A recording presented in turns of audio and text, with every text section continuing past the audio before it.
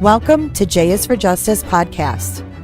If live breaking news and following true crime is your thing, then please consider subscribing to my channel. And if you like what you see in my videos, please consider giving them a thumbs up.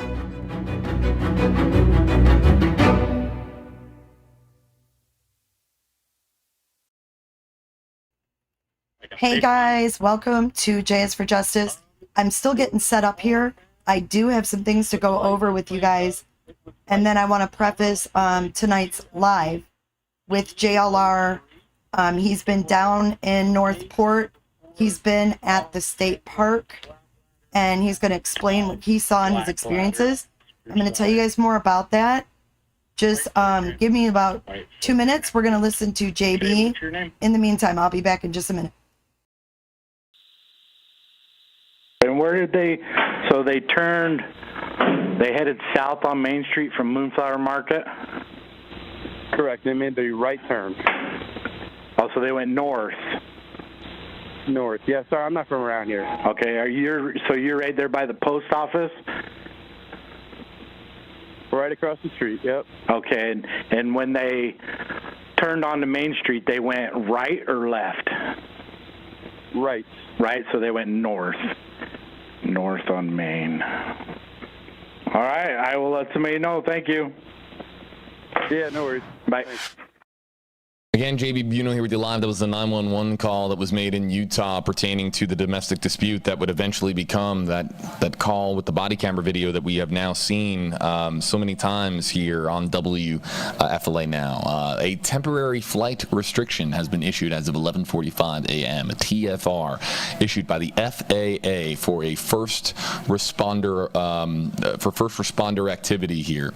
That means the news helicopters, no news helicopters, unless they get an exemption from the FAA, which is extraordinarily rare. Those news helicopters are going to be allowed to show you the search area any longer. Now, that's a curious development, only because news choppers can assist, just like truckers on the road, truck drivers who can be really helpful on the radio and communicate and talk as far as a missing persons case. News choppers can be on the radio sometimes can radio into the same frequency if necessary as first responders and let them know, hey, you might want to check out this area. We found something here. We have, of course, our chopper here at WFLA, and that can be used to, but as of right now, the temporary flight restriction completely vacates all unnecessary air traffic here from this area for the TFR, which is the exact area that we were live from earlier on today. What you're looking at here, some of the clips from earlier where we saw some of those search efforts ongoing here. So the TFR issued at 11:45 Eastern to 7 Eastern, 7 tonight. So that takes us through till sundown, and we won't be able to show you any more live from there. But we're going to continue the conversation here for you folks. And is that something?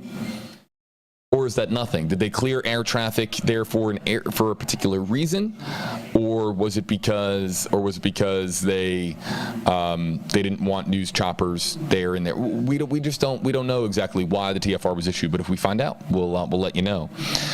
Let's take this question here from Kristen Russell. #HeyJB, #HeyWalt. Is there confirmation search that the search is still ongoing after the TFR? Absolutely. It's just to get rid of unnecessary air traffic in the area there. So the search is still ongoing. We have been told that the search is still occurring at this time.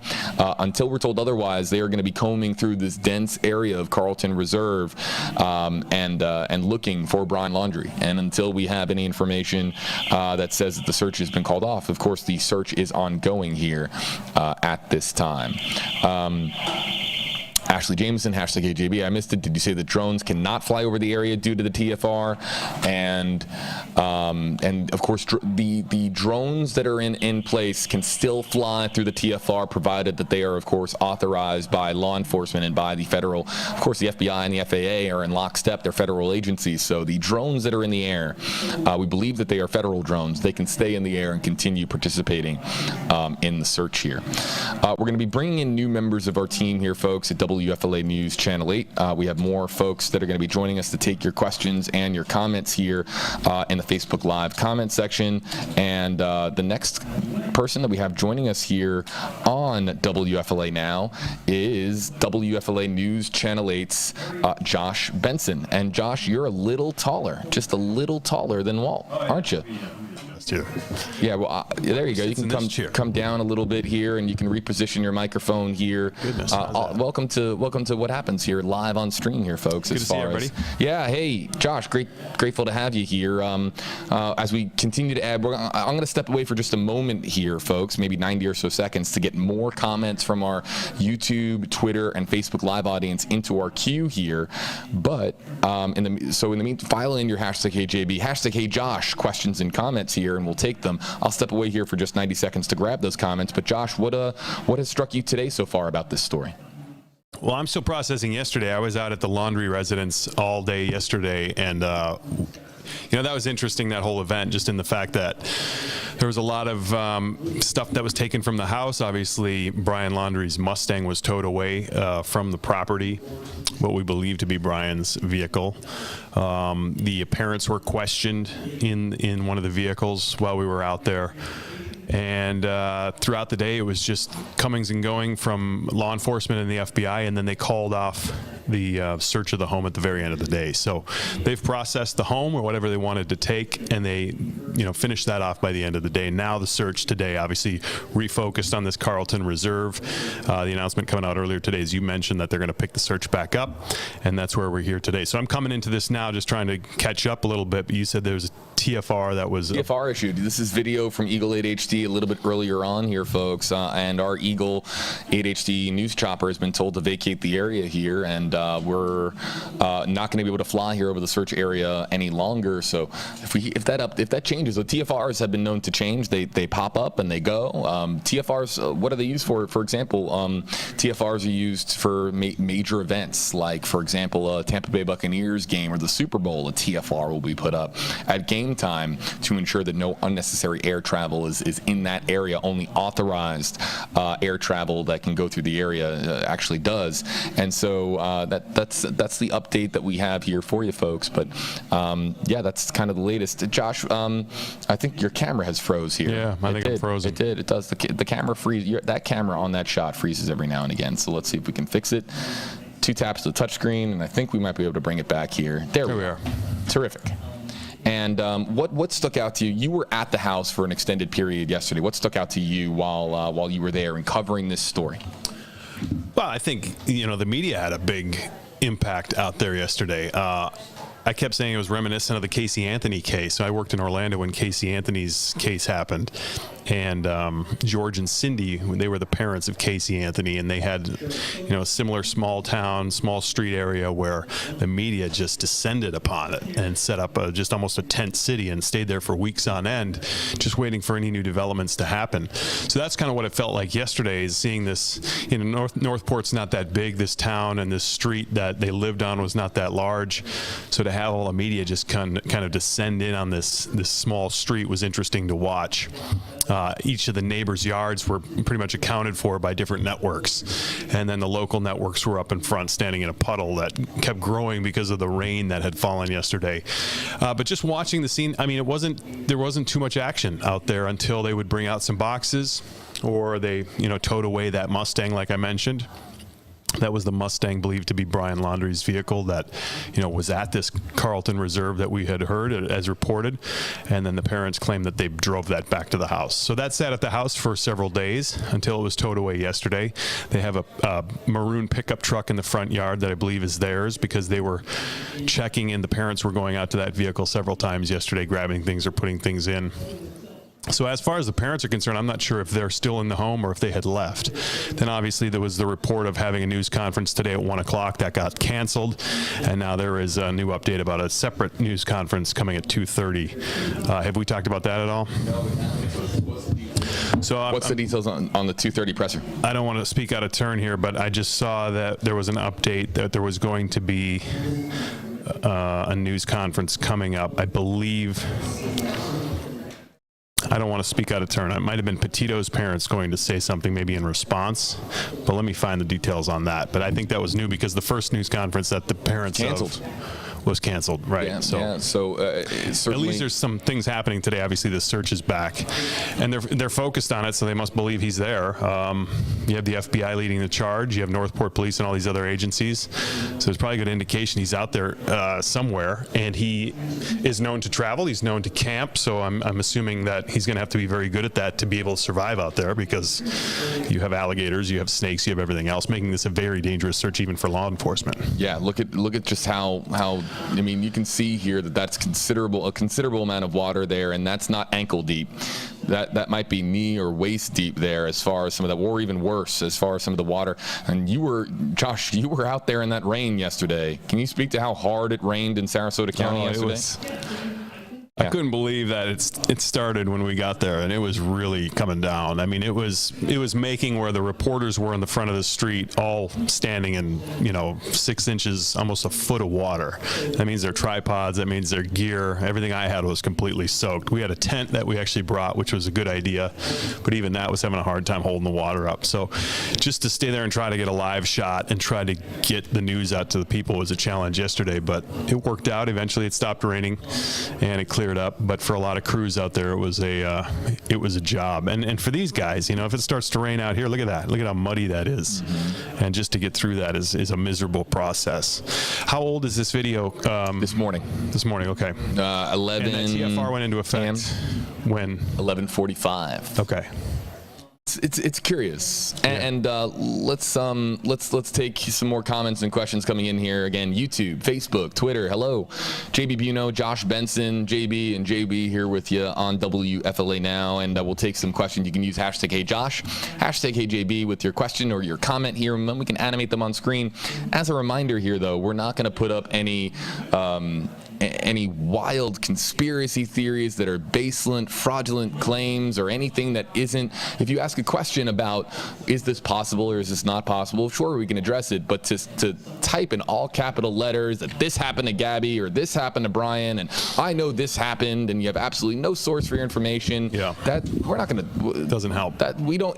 The comments don't automatically appear on your screen. They get, of course, moderated here, and then they get animated on your screen. So, we're gonna of course make sure that the comments that appear on screen are ones that we can use to carry the conversation forward. April Bay here, hashtag #HeyJB, hashtag #HeyJosh. What do you think this TFR means? Are they closing in on him? Well, for a technical perspective, too, for those of you who don't know what a TFR is, it's a temporary flight restriction usually issued by the FAA. So, I mean, that's something that is trying to clear the airspace above where something is happening. Usually that's designated to keep aircraft away. Could be a hazard in the area. Sometimes this is due to toxic gas spills or maybe volcanic eruptions, which we know neither one of those are the issue here. But sometimes it could be to, prevent information from being released. In this case, a body found. It could be a situation where a body or someone is there and they're about to make an arrest. So in this case, it's a good question, April. I'm not quite sure why they would issue that unless there's sensitive aspects of the search or they think they're getting closer. JB, what do you think of that? Yeah, are they getting closer? It's hard to say when we're talking about a needle in a haystack sort of search here, but I'll say this. Here's one thing that clues us in as to why the temporary flight restriction might have been issued, Josh. As I understand it, the FBI took over the search efforts today as far as leading the strategies, component of these search efforts, which is unlike what we had over the weekend where Northport Police and law enforcement, it was the FBI is in charge of what's going on here today.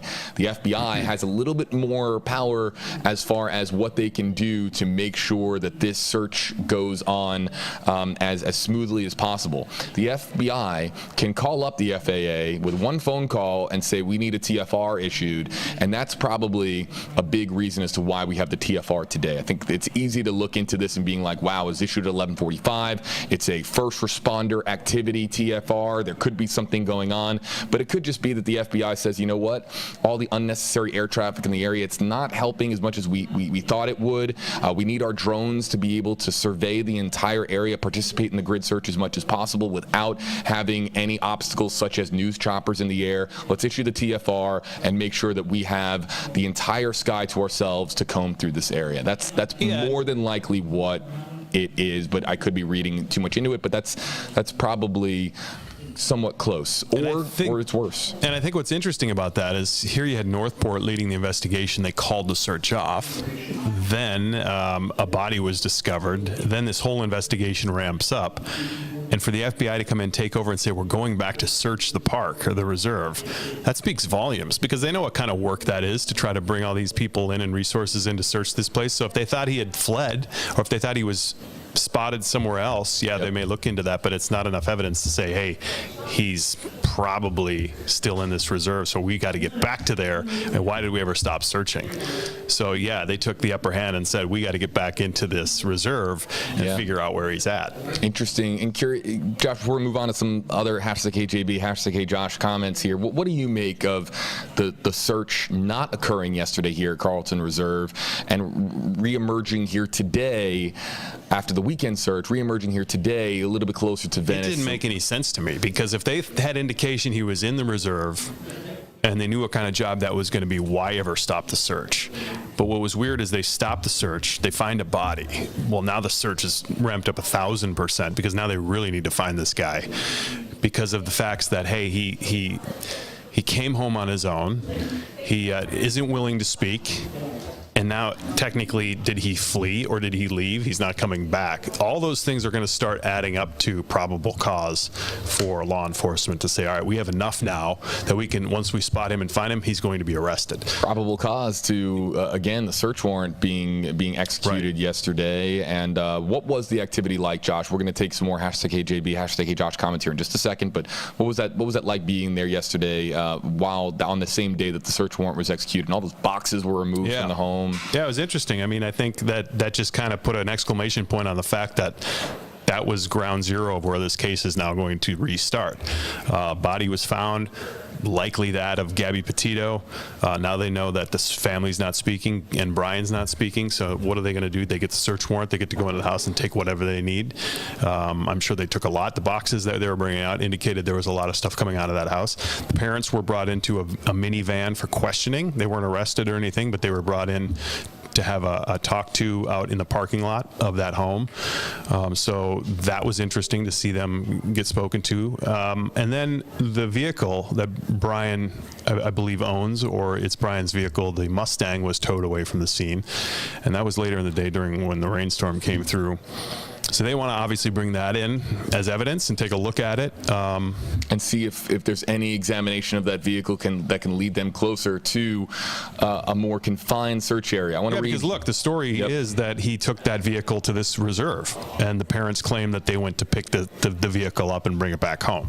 So if they're looking for him in the reserve, the car is a part of that investigation. Let's talk about this tweet that just came in from News Nation's Brian Enton.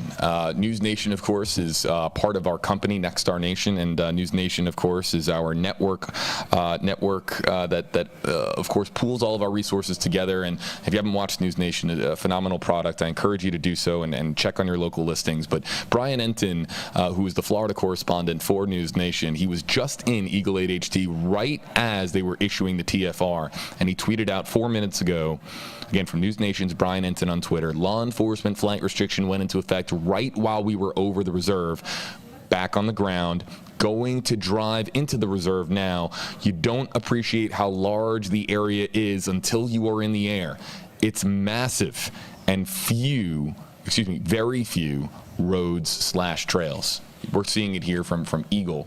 So again, the TFR is curious because you would imagine that maybe you would want as many aerial vehicles in the air as possible. Having somebody with Paul's experience, I can just speak for Paul Lamison. This is somebody with decades of experience covering news here in the Tampa Bay area. Right. To somebody who knows the lay of the land here in Tampa, you'd want his eyes in the sky.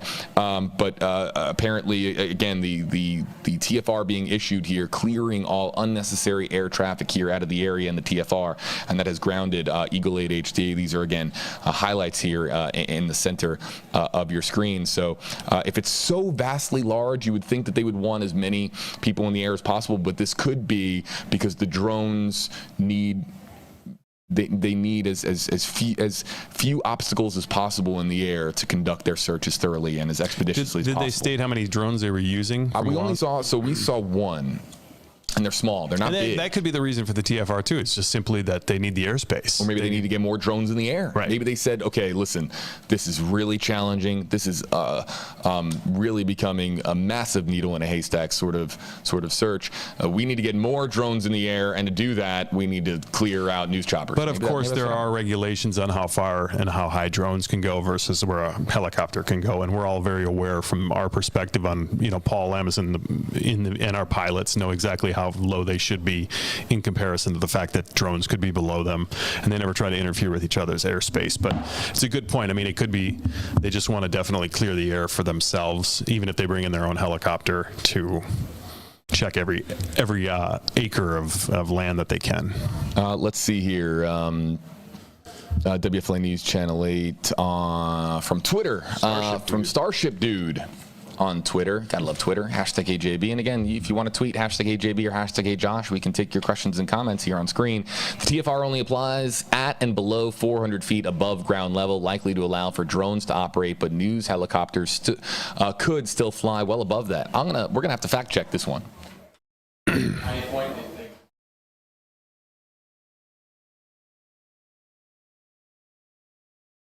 But now the temporary flight restriction can be established at certain levels and certain altitudes of airspace, correct? So they could have like a full TFR. Right. I think Starship Dude, if you are a Starship Dude. It only applies at or below 400 feet. I don't know if this... Yeah. And we'll check on that. In any major event, they can clear helicopters. Can you look into that? I don't... That's what my thought was. They may not want to complicate the airspace from a helicopter level, too. Right. So, yeah. I don't know if the TFR is... this particular TFR that was issued applies to 400 feet above ground level only exclusively. So we'll find out more, and if we can find out more about that, we will. But thanks. Hey, again, this is the Good observations that we get on Twitter and on Facebook and on YouTube. From BB Fan on Twitter, hashtag AJB, hashtag Hey Walt. What is up with the no service in Yosemite text? There were updates about the stand text, but I'm not seeing the Yosemite text come up anymore. Did that text not actually happen? Okay, there's a reason why. There is a reason why here. People are asking about the stand text, and now they're asking about the no service in Yosemite text, because there's the search warrant documentation that we obtained yesterday here at WFLA made a very curious point that the final communication didn't come on August from GABBY's cellular device. The final text from GABBY's phone didn't come on August 30th and didn't say no service in Yosemite. The search, and we don't know if this is correct or incorrect. We're going to have to ask more questions about this, because the search warrant documentation that we received said the last communication from GABBY's phone was a text on August 27th pertaining to Stan, who is, again, said to be her grandfather. So... as we understand it, GABBY's mother, Nicole Schmidt, received a text on August 30th saying no service in Yosemite, and thought that was kind of strange, because that's not how GABBY texted, and it didn't feel right. And a mother knows her child and how a child would text, and it just didn't add up, didn't feel right. But now the search warrant documentation that we have claims that the last communication was 3 days prior, with this Stan text messaging here, and Josh, so there's now Gabby's phone is clearly at the center of this, and we know that there were communications that came from that phone in the final days of August. These are big pieces of this story here as to when and where the text came from and who sent them. Because I keep saying the text came from Gabby's phone, not Gabby herself. This could have come from somebody else. Right. We don't know. So we have it for you on WFLA.com, an updated timeline, folks. An updated timeline. You can read it for yourself pertaining to now new developments here in the final text message that was sent from that device. And you can read more about how, again, was there an August 30th text that said no service in Yosemite? Again, according to Gabby Petito's mother, Nicole Schmidt, or was the last communication on August 27th that, again, talked about Stan and that being an odd text message exchange itself. Jim, what do you got? Dr. Paul says that you can fee. Oh, okay. And including for it. Not apply to us, but because they popped up while they were in the air, They wanted to land. they didn't know what it applied. I understand. They had to get out of it. Just popped up on the screen while they were flying. Credit to where credit is due. Starship dude. You're hired. Yeah. The TFR only applies at and below 400 feet above ground level, likely to allow for drone stop rate, but news helicopters could still fly well above that. So, as Jim Hockett, our photographer and drone pilot here at WFLA News Channel 8 just explained to me, and you might have been able to hear him a little bit on the microphone there. We should find out where Paul is and if he's heading back out there. Right. Are they heading back over there? The TFR does only apply to 400 feet above ground level, or 400 feet AGL for those who know drone speak, and the chopper can operate, but Paul Lamison heard about a TFR and didn't know the conditions of the TFR when it was originally issued, and left the area he was doing the right thing as far as just he said let's leave the area, check to see if the TFR what the conditions of the TFR are, but he left the area to not interfere with a potential TFR, because again, well, and that's not surprising either, because yesterday there was a drone out at the residence. One of the media outlets had a drone, and they were flying it right up to the front door and right above the house. And with the advent of drones now, and they're so easy to deploy and put up over a search like this, so I'm sure they don't want anybody to be out there with their own drones and have 20 or 10, 15 drones out there trying to help identify what's going on and getting all this video. So to clear that shallow airspace is probably a very good idea, and they've done this obviously many times before. Let's get to some more questions. Shout out to Starship dude. Yeah, he called that one. Nicely done. Yeah, and this is why this is all evolving in real time. Facebook, Twitter, and YouTube. You guys are awesome. I know that there's a lot of misinformation out there and a lot of landmines as far as conspiracy theories and some of the rabbit hole area. Okay, I'm going to cut in there, JB, because you're right. There are a lot of misinformation. There's a lot of misinformation being put out by the media. And I want to talk to you guys about a couple things. Hold on a second. I'm going to actually shrink this. I love JB, and we're going to go back to him. But, this is my channel. If you want to watch just JB, WFLA. But I have some things that I want to talk about, and I want to talk about the live tonight with JLR, who was in Northport at Brian's house on Friday when the cops showed up and all that. And then he was also at the Mayaca, I believe it's called, State Park. And I want to talk about the search in Florida, because I just think there's some things because I didn't understand. So I want to gauge my audience, and I'm going to do a couple polls. And then after I end the poll, then we'll talk about, that topic based on the results. Because if this is something that just I missed because I've been focusing on something else or talking about something else, that could possibly be it. So I want to kind of gauge you guys to see what you've heard and what you know to be truth versus fiction. So we're gonna do, first of all, we're gonna talk about the warrant that was released. we're going to talk about the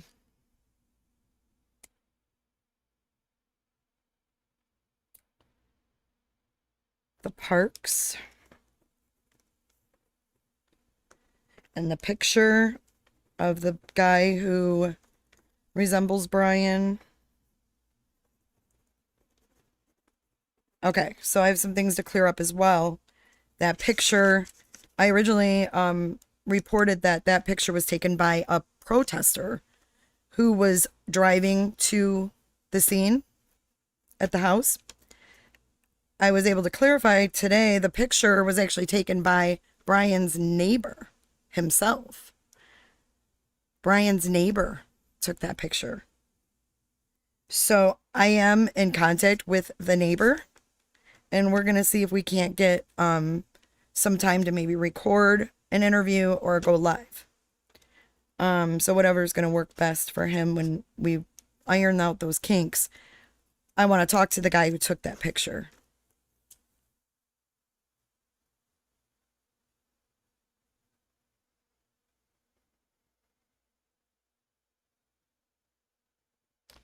And then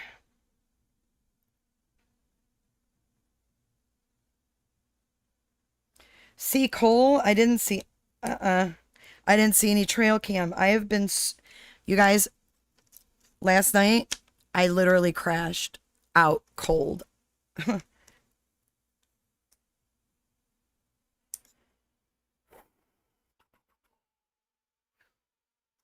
Okay. That is the Carlton Reserve that is on the screen. But I'm going to start my first poll. How many do we have here? Do we have 1,000? Do I have 1,000? Do I have 1,000? If I have 1,000, we'll start our poll. Because not everybody votes. Oh my God, Shell, you need to sleep. I'm going to let you know that right now I'm really overwhelmed with information. And so that I can stay on task and get this out and get off here and then go back to the, JB. I want to do that. So I'm just going to ignore chat right now. I'm going to do the polls. You know what I'm saying? I'm just not going to be like interacting as much. So don't think anything of that. How many do we have? 1K. All right. So let's do our first poll. And thanks to Gray Hughes, I know how to do polls in my chat now. We're going to talk about the warrant that was released yesterday. If you saw the warrant,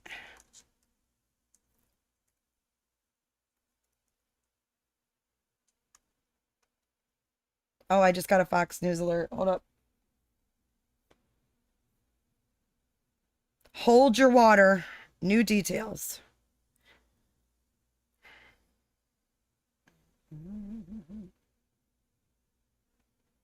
Now, why does that Fox thing disappear so fast? All right, let's see what this says before I do the poll. Details of GABBY, Petitio's Utah fight with fiancé, revealed in witness statement to police.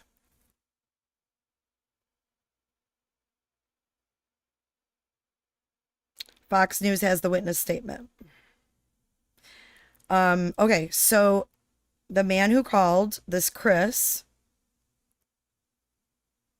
called 911, said that he told the police that he believed that the couple was fighting over a phone and that Laundrie may have been trying to ditch his fiance. Oh my God, it gets worse.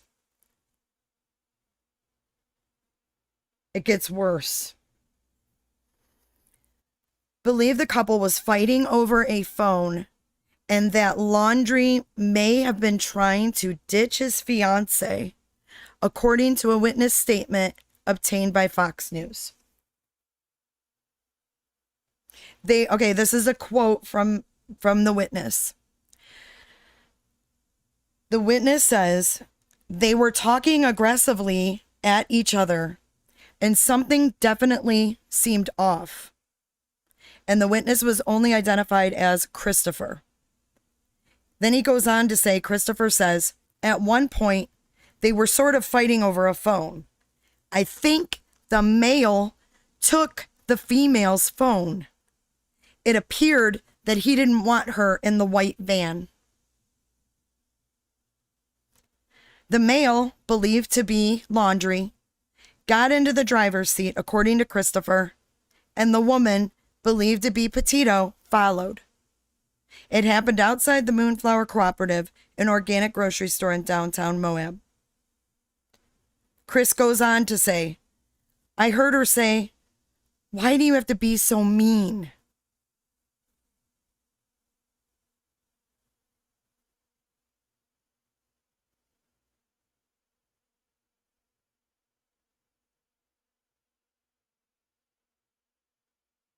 Why wasn't this relayed to these officers? I'm playing the body cam in a premiere on my channel right now. I premiered it. I just wanted to get it out there. I wanted everybody to be able to understand what these officers are saying, what Brian's saying, and what Gabby's saying. And I had a couple people come in the premiere and say, why are you replaying this this footage from this poor girl for profit? That's not why it's there. That's not why I put it there. I took out the background noise the best I could. And then I slowed down the audio. And when I slow down the audio, you can actually understand what hyperventilating Gabby is saying, what manipulative Brian is saying, and what the officers are saying. I'm not here to tell the officers or to say anything bad about what the officer's job was or what they did or didn't do. I'm not a cop. But I put it out there so you guys can actually understand it. You can watch it on the, the raw video that was put out, but you can't understand it as well. So it is a 2-hour long video, and I put the 911 call first, showing the location where this happened, a map of where they turned right, like the witness describes in the call. And then I put the, edited body cam in there. So I did some work in order to do that. So I just want to say that to the people that are like, oh, why are you replaying? It's not like I'm just grabbing that video and throwing it up here. I'm making it so you guys can understand it. And this video is important to understand because a lot of different people can potentially learn from this video. Law enforcement can learn from this video. Women can learn from this video. Men can learn from this video. Young men, young women can all learn from this video. Gabby doesn't have to pass away in vain. And if you ignore this video, you're not giving Gabby the attention that she deserves. Because I promise you, that girl, you can tell, she had a good heart. And if she can help others, I would bet you dollars to donuts that she would, hands down, say, use this as an example for others. If she could save one woman, dare I speak for Abby, but we all saw her personality, her sweetness, her just general just kindness, and I see that when why you got to be so mean? Because it's just so simple to hurt someone like her. And I think a lot of the same way, like, that word mean, it's just like, why you got to be so mean? Just lighten up. It's like what she said, he's a downer. Why do you have to be so mean all the time? Why do you have to be so, it takes so much more energy to frown and be mean and mad than it does to just be grateful. Be grateful for where you are. Be grateful, Brian, that you went on this trip,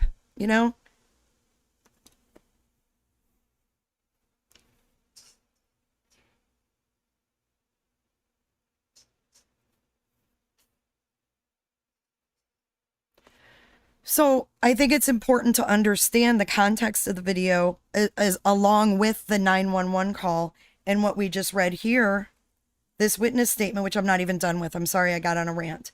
Okay, so back to Christopher. He said at one point he saw Petitio allegedly punching him in the arm, meaning Brian, and trying to get inside the vehicle, which was registered in her name.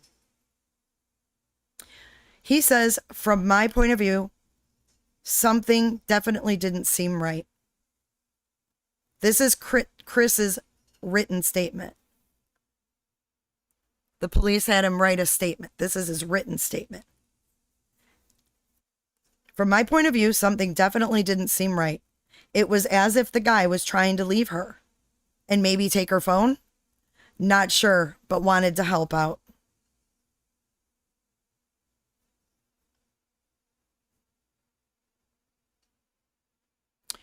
So we know now that the 911 call, he tells the 911 operator or dispatcher the gentleman was slapping the girl.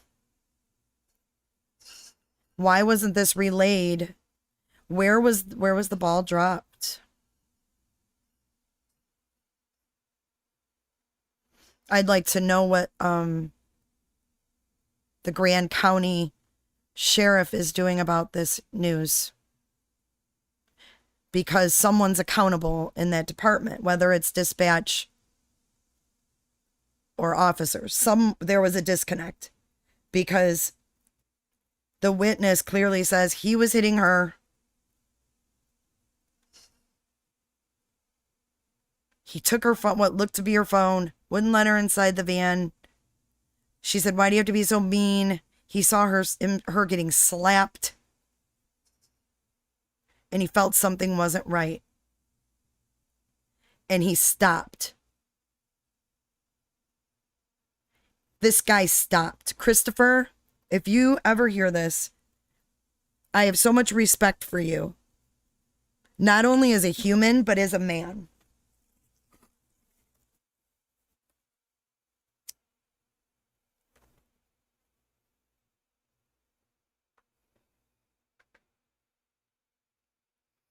Andrea, because she's abused and afraid.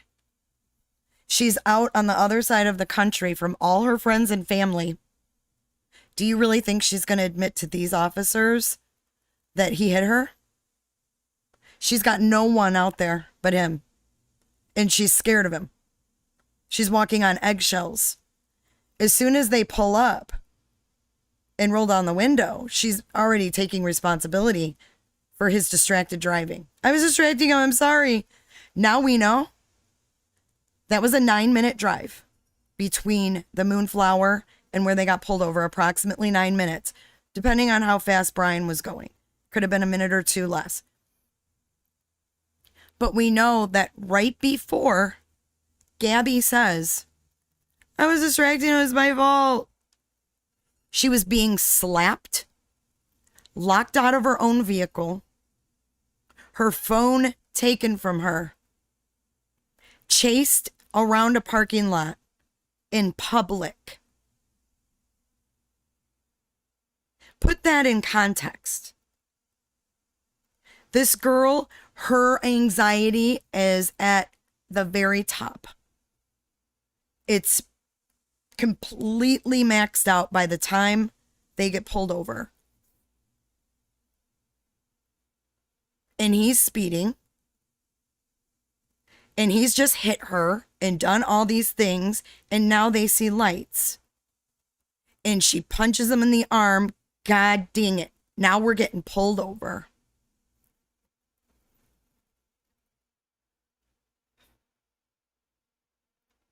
But she knows what to do. Because as soon as she sees the officer and he asks what's going on, what's Brian saying? I don't know. I'm sorry, I think. And he starts to apologize to the officer. He starts to take responsibility for something and says, "I'm sorry," or at least in her eyes, he's taking a little responsibility. And she immediately cuts in. "I was distracting him. It's my fault." That is 100% telltale sign of someone who is in an abusive relationship.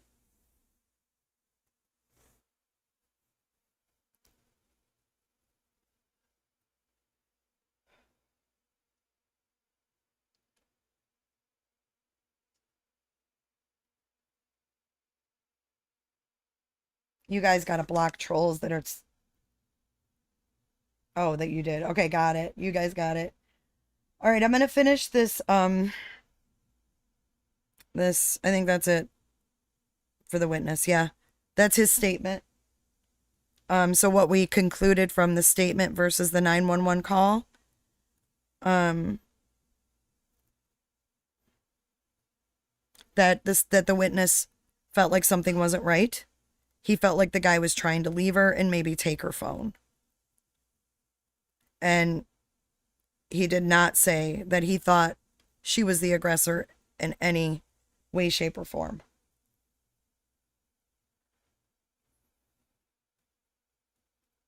I've been in a situation before where something happened and I saw someone witness this happen and they didn't do anything. I know someone witnessed a domestic, like, public dispute where a girl was pushed down to the ground. And there were people there and they kept it moving. Isn't that? That's like a personal story to me.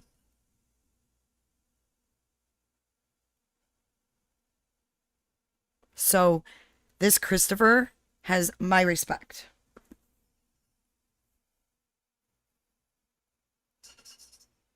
I think there's a lot of people who would just be like, keep going. I don't want to get involved. I don't want to be in the middle of this argument. I don't want to deal with this, overheated person.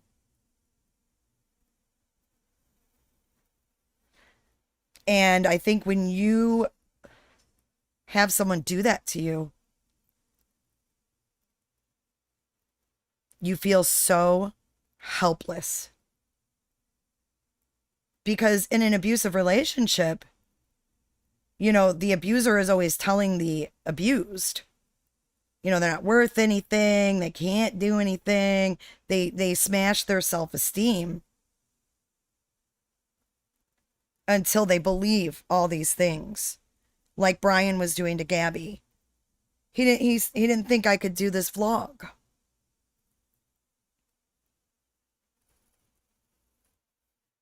She had no confidence to even drive the van.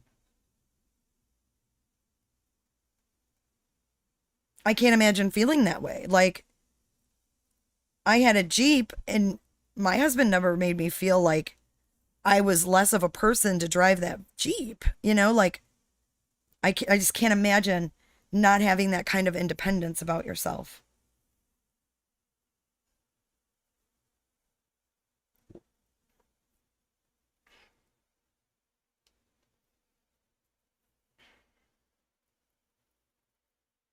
And it's always like you try to talk something out with someone like him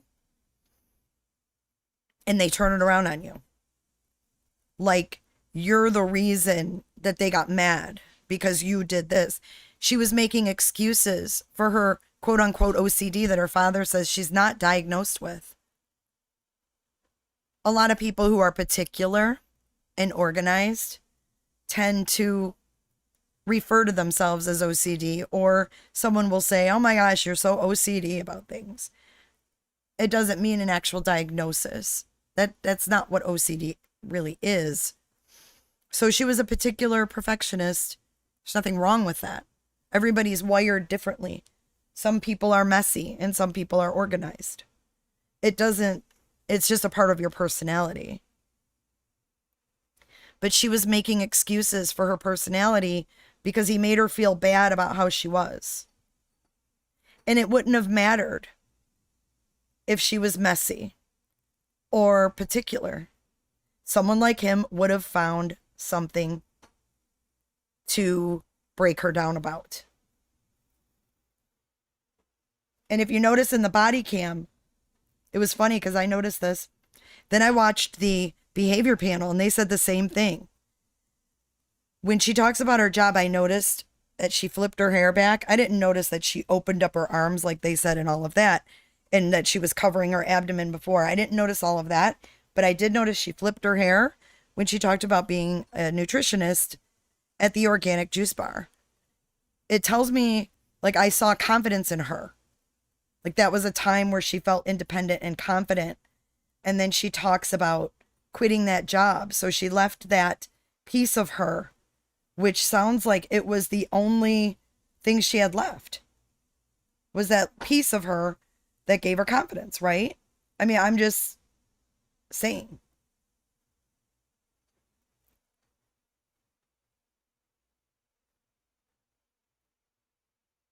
She felt confidence. I didn't mean to hide Andrea. Can you guys unhide her? So she left her job and then she says to travel around the country, or travel across the country. And then she says, it's not related, Rachel. Thank you for your super chat. They're not related.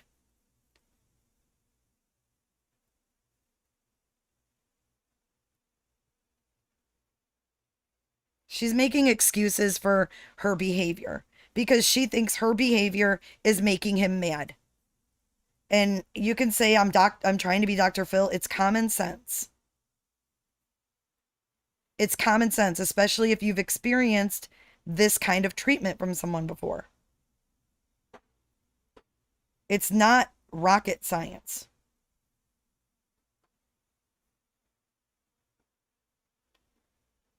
And perhaps he agreed to go on that trip because he wanted to hike and go in the mountains and sightsee and, you know, do all the things that they did. But he didn't want the vlog part of it.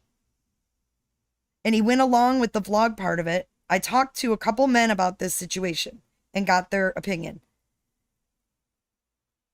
And they all said, I said, would you, how would you feel about going on a trip in a van that was like, Pinterest ready? And would you go along with, all the little scenes of, doing cartwheels on the beach and kisses and, you stop at the different spots and you've got to set up your phone to get a certain scene in. I mean, all of that that's all work. They stop at a cool place and she's like, oh my God, we got to do this. You at least have to set up your phone and get ready to record, when they're playing foosball in their video, when they're posing, at different sites. That all is set up so she can record it. Things don't just work out that perfectly just because you're recording. Like, it doesn't work that way. So it's something that you have to stop and do that. Vlogs take a lot of time. So you have to take all of this footage, but then you also have to upload it to your computer and you have to edit it.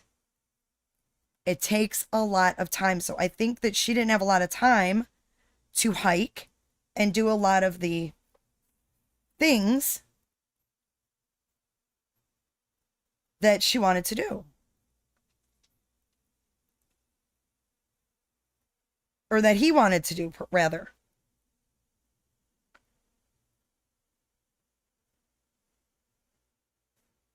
So for her to not say anything right there, I feel like she was out there by herself.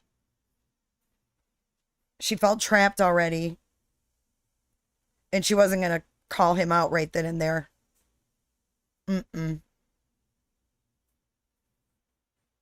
There was a statement, a witness statement from Christopher, last name unknown, who made the 911 call. He called 911 and then he made a written statement, and that was what I just read. And that was on Fox News. If you would like to look at it yourself, it was released on Fox News.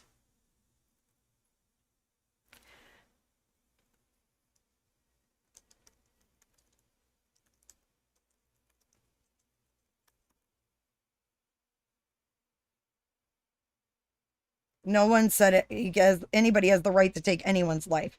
I'm not going to sit here and say, but she didn't deserve to die. We should all know that. That should not even have to be said. Let me see what's on WFLA. Let's see. Hang on.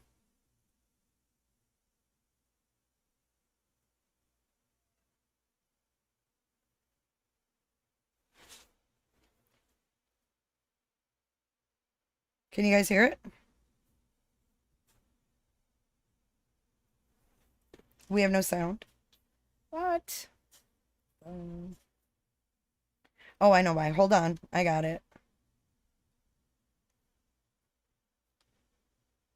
I got it. 2 seconds. We're talking to a ranger, I think. About the folks that are on foot here and on trails, and yes, you can hear somebody without seeing them, because it might be easier to hear them rather than see them based on how wooded of an area and how dense of an area this is. That's an excellent question, and I haven't thought about it from that perspective. And I would imagine that the helicopters, yes, they are emitting sound, but hopefully the helicopters aren't emitting enough of a sound and aren't low enough of an altitude to interfere with the audio portion of this. And we don't know if there's search. any more helicopters up there outside of the Fish and Wildlife helicopter that Jim had told us about at this point. So, from Amanda Scripp on YouTube, hashtag Hey Josh, hashtag Hey JB, is the case being handled federally or by the state of Wyoming? So we have a multi-agency effort here. This is a federal case. In fact, if I can read this note here that we just got in from Josh Taylor, he calls it a FBI-led criminal investigation. That's a federal criminal investigation here, according to Josh, and so it is being handled federally. The FBI Denver, as I understand it, the FBI Denver is coordinating these efforts down here on the ground. That's what I was told. That could be different, or it could be in collaboration with FBI Tampa, and the state of Wyoming. They are of course dealing with other components, such as the autopsy that is being conducted today, and the medical examiner's office there in Grand Teton County. So there's a lot of agencies involved here, and communication, Josh, between these agencies is completely key, staying in lockstep with one another. yeah, absolutely. And you know, Northport Police was in charge of this initially back here at home, and now they were just assisting the FBI, as are several other agencies. I think Fish and Wildlife. There was several other sheriff's offices. So there are a lot of people involved in this specific search now for Brian Laundrie in this Carlton Reserve. But yeah, it's several pieces across the whole country that are playing pieces of each of these pieces to the puzzle. So it's a big area to keep all the tabs on, and any new developments. You know, we had Walt Buteau and Ma Society yesterday do a pretty good rundown of some of the key elements in the timeline. So I encourage you to go to WFLA.com to check out those stories from yesterday. Good breakdown of what we had with the search warrants, information, you know, released about how the two were acting. There was a 911 call that somebody called into 911 talking about some abuse that was happening. So all these little nuggets that are coming together now are trying to start painting a picture as to what happened leading up to the disappearance of both of these individuals. Again, the latest on WFLA.com, the WFLA app. We'll take one more here from YouTube and then move on to our other commenters elsewhere on social media. From Kyle Embry on YouTube, hashtag Hey JB, hashtag Hey Josh. Is it possible the autopsy can confirm the ID of the body today? I think so. Still at this time, the latest that we have from the FBI, Josh, is that this is a body matching the description of Gabby Petito. But of course, the Northport police reported that Gabby was found deceased. The entire world, including Gabby's family, is under the belief that the remains there, of course, are Gabby's. That, you know, the autopsy being performed today, and I would imagine that they can officially confirm that identification relatively quickly upon examination of the body, and that could be information that we find out here today. But I know that our commenters here really want to know about that autopsy and what the cause of death is going to end up being, and whether or not we're going to get those preliminary results here today or this week, or when those preliminary autopsy results are going to come in. Because that will reveal, again, preliminary autopsy results could reveal some into the cause of death. This is interesting. This is just coming in. A man by the name of Sam Bass says a man fitting Brian's description was seen on his trail camera set up in the wilderness in Baker, Florida, early Monday morning, and has alerted the authorities. Where's that coming from? I get this is TMZ, but I get breaking alerts from all sorts of. But I mean, it's very interesting. These are the kind of things that are going to start popping up, and take this with a grain of salt. Nothing's been confirmed by police yet, but this article says that he's alerted authorities, and they are going to review it or have already reviewed the image. Baker, Florida. All right, grain of Baker, salt. Florida? Grain of salt. Yes. Again. Very, very, very much. I didn't even want to bring it up, but it is interesting because they do have a picture of him that looks like him. It's just very creepy and interesting. But those are the kind of things that, Mobile, Alabama, perfect example. Yep. There's apparent sightings of him yesterday or the day before, and it turned out to, I believe, be a homeless man they found dead behind a building. So these are things that are going to pop up all the time because so many people are interested and involved in this case and trying to help solve the crime, even though some of this stuff may not be helpful, some of it may be. So again, you have to take it with a grain of salt. Let's remind our audience here that this is not an uncommon description for an adult male. Mm-hmm. Shaved head, facial hair, and one of our brilliant commenters earlier noted that he could be wearing a mask, sunglasses, and a cap, and you would never know that it's somebody that matches the description of Brian Laundrie. That there are a lot of people that it's not the most uncommon description for a male of his age. So there's going to be potential sightings. There's going to be. It's not as if he has some obvious identifying characteristic that makes him really easy to spot. So take it with a grain of salt. But Baker, Florida. Where is that? Northeast of Pensacola. Midway, it's inland. Oh, I mean, wouldn't that throw a wrench in the plans? I mean, Okaloosa County. You know what I mean? My former coverage area. Really? Yeah, when I was at WKRG in Mobile, we covered Okaloosa County. Baker is in unincorporated Okaloosa County, about approximately 10 miles away from Crestview, northeast of Pensacola. Anyone who's ever been to one of the most beautiful, I can't get in trouble here. Oh, yeah, look at beautiful you beaches over there. Yeah, careful. One of the most beautiful beaches you've ever been to is Destin, Florida. Destin is just south, about an hour south on the coast there from Baker, Florida, and that is not too far away from Mobile. But again, that's interesting. Grain of salt here, and we don't know. Josh, did that potential possible maybe sighting there that's being reported? Did they say what time that picture was snapped or when that? Let me look. Yeah, let's see if we can find that out, because again, there have been rumored potential possible sightings on the Gulf Coast in Alabama, in Mobile County. So early Monday morning. That was the picture, the time of the picture. Early on a trail Monday camera. morning. Those trail cameras are awesome these days. I mean, you can set them. Back in the day, you had to set it for a little bit to, go back and get the card, and batteries were an issue. But some of these trail cameras you can put out in the woods now. Hunters would know this. If you're a hunter out there, you know how great the technology's become. We have a cabin up in northern Minnesota, and we can put a trail camera up there, and it lasts for forever. But it's very cool to be able to have that technology even out in the middle of Baker, Florida. But what's strange is they got this picture of this person, and it's very interesting. That are out there, I covered the Billy Boyette story, and if you remember Billy Boyette, that was a man who was the subject of a massive manhunt across in that same area of southern Alabama, and you might remember on the Florida Panhandle there, including in, as I understand it, if I remember correctly, Okaloosa County. And Billy Boyette was a wanted man, and he was.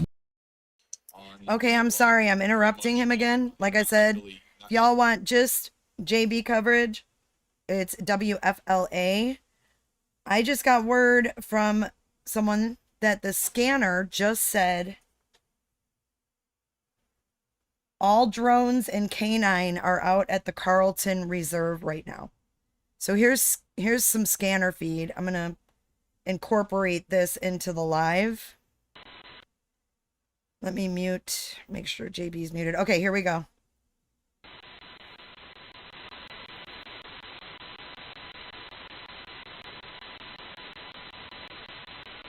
I'm not even sure if it's active still right now, so I'm just kind of seeing if it is.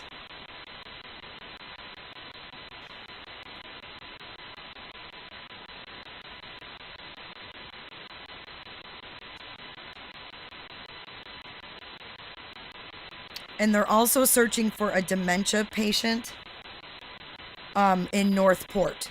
So we might hear a little bit about that. So let's be sure not to mistake the two.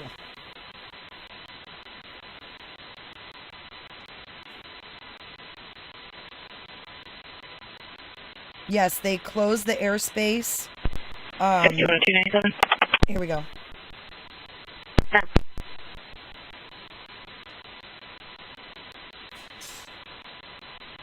120 dispatch. Got the vehicle appears unoccupied in front of True Leaf Marijuana. They're at a dispensary. 5116, 51 Tower.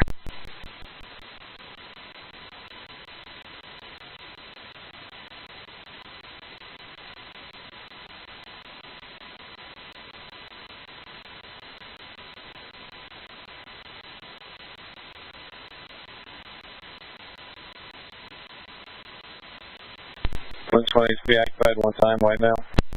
Tower.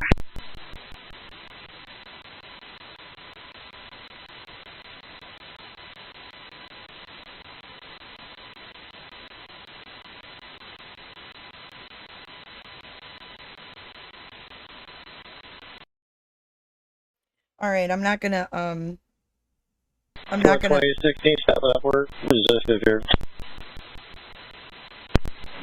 26, Tennessee, I don't want to report every sighting. There's gonna be so many. He has such a common look, general look about him. Dispatch.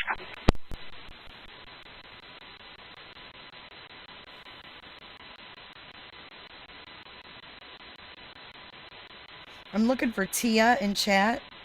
Tia, I'm looking for you to give you the steal.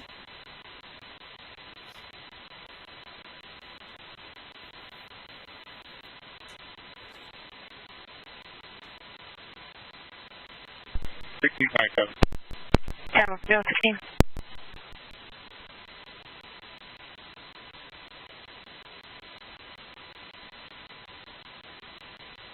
All right, so JB is literally just talking with Josh Benson, the reporter.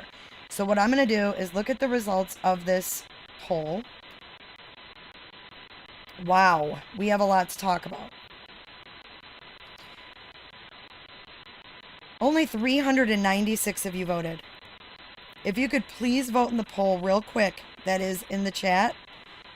If you saw the warrant release, do you think it was for the search yesterday or another search? And the answers are yesterday's bum rush or something from last week.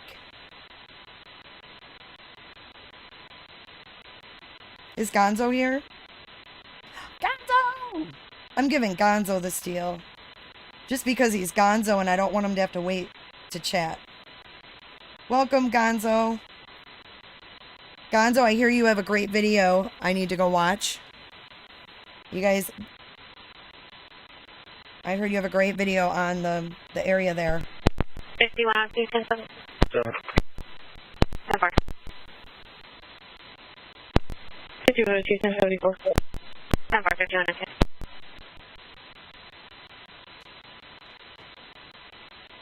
The poll is blue at the top of the page, or at the top of the chat.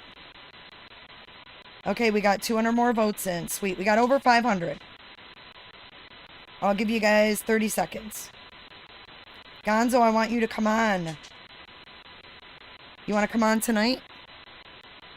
Let me know and I'll send you a link. About 9 o'clock my time, I'll be live if you want to pop on.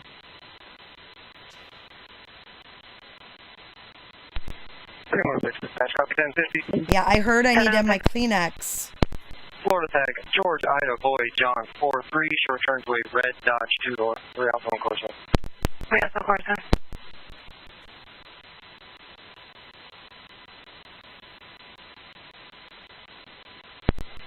Alright, 5120, be on the 10-4, 5120. 5114 and 1097. 10-4, 5114.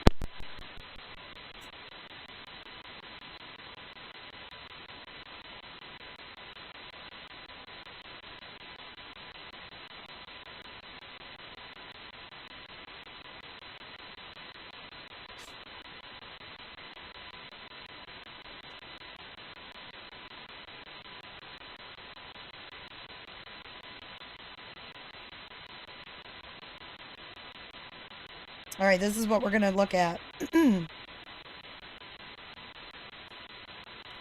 This is the warrant that was released yesterday, and we're going to go over it real quick because this poll tells me that you guys are as confused as I am.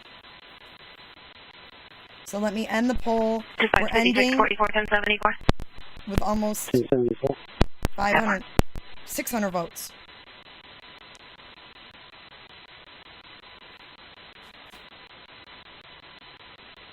Thank you for sharing Gonzo's channel. Gonzo with the monkeys. Okay, 2 more and we're at 600 and then I'll end it.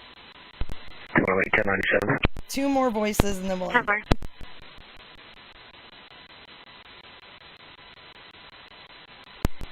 5163 dispatch. 5163. I'm not seeing Tia.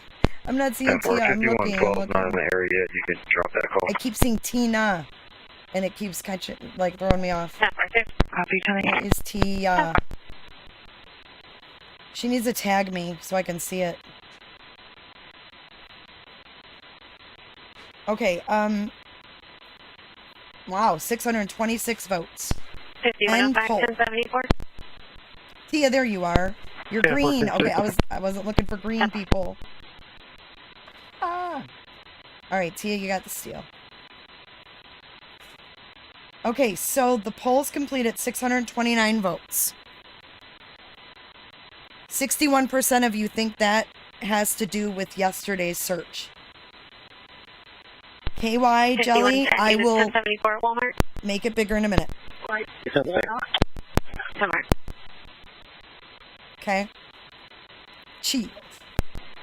5103 dispatch, 51E1 property All right. reference my call. Now, 61% of you think that this was from yesterday. 38% of you know what it is. So this is for the 61% that don't, because I didn't know either. Yes, Ozzy, he was there. Absolutely, he was there the day before Gabby was reported missing. 1046.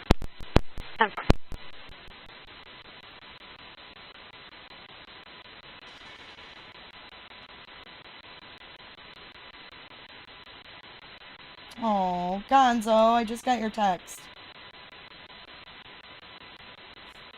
You're on scene?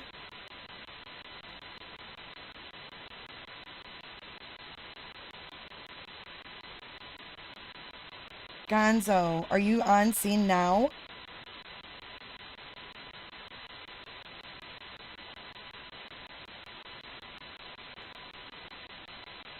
What, Ozzy?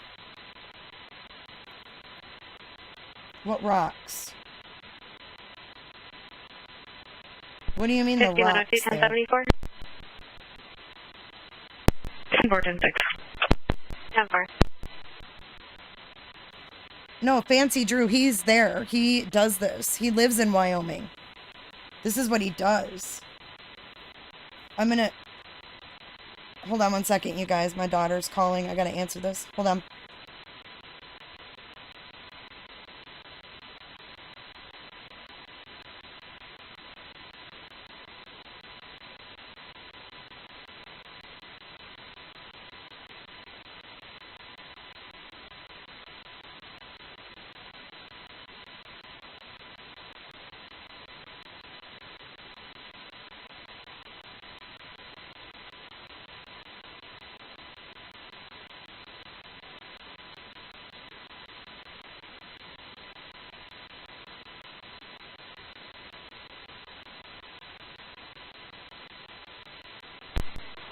Dispatch. Refuse and route making cancel. 10-4.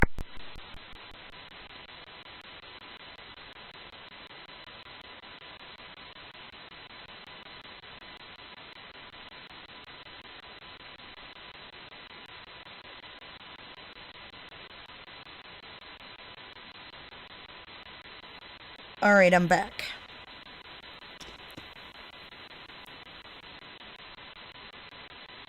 This whole thing has me just, my nerves on edge. Like, I do not ever want to ignore or miss a call and say, you know, oh, I'll call her back. You never know. You never know. Says page is unavailable. What page? I'm about to share Gonzo's video. Or you guys already did, I think.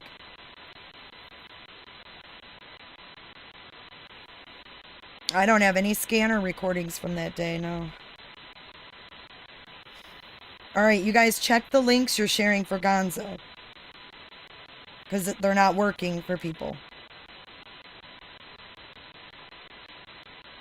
I don't know what else he has besides a YouTube. He's not a big YouTuber. 5110 will be on 4. 10-4. He's a searcher for the missing. He's worked on many cases. I'm going to go over the warrant. Okay, I'm sorry. There's a lot going on at once. There's a lot of information coming in at once. So I'm trying to handle things one thing at a time. Thank you, Dallas. Let me check the link. Hang on.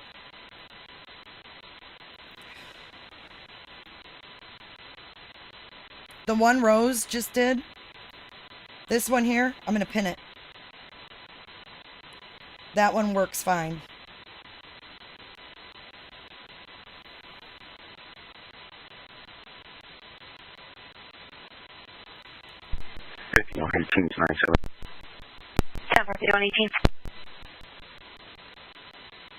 It's pinned at the top, you guys. You don't have to keep putting it. Okay. Gonzo, much love, brother. Much love.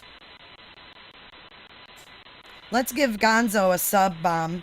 Because he's like, I'm not even a big YouTuber. But he puts his content up there and he deserves much more props on YouTube than he gets. So sub to him, please.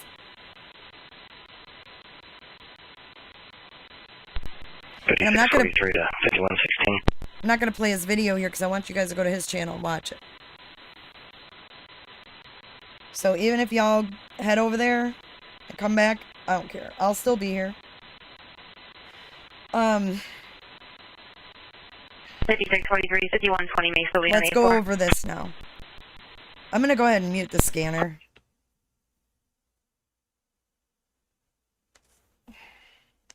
Oh.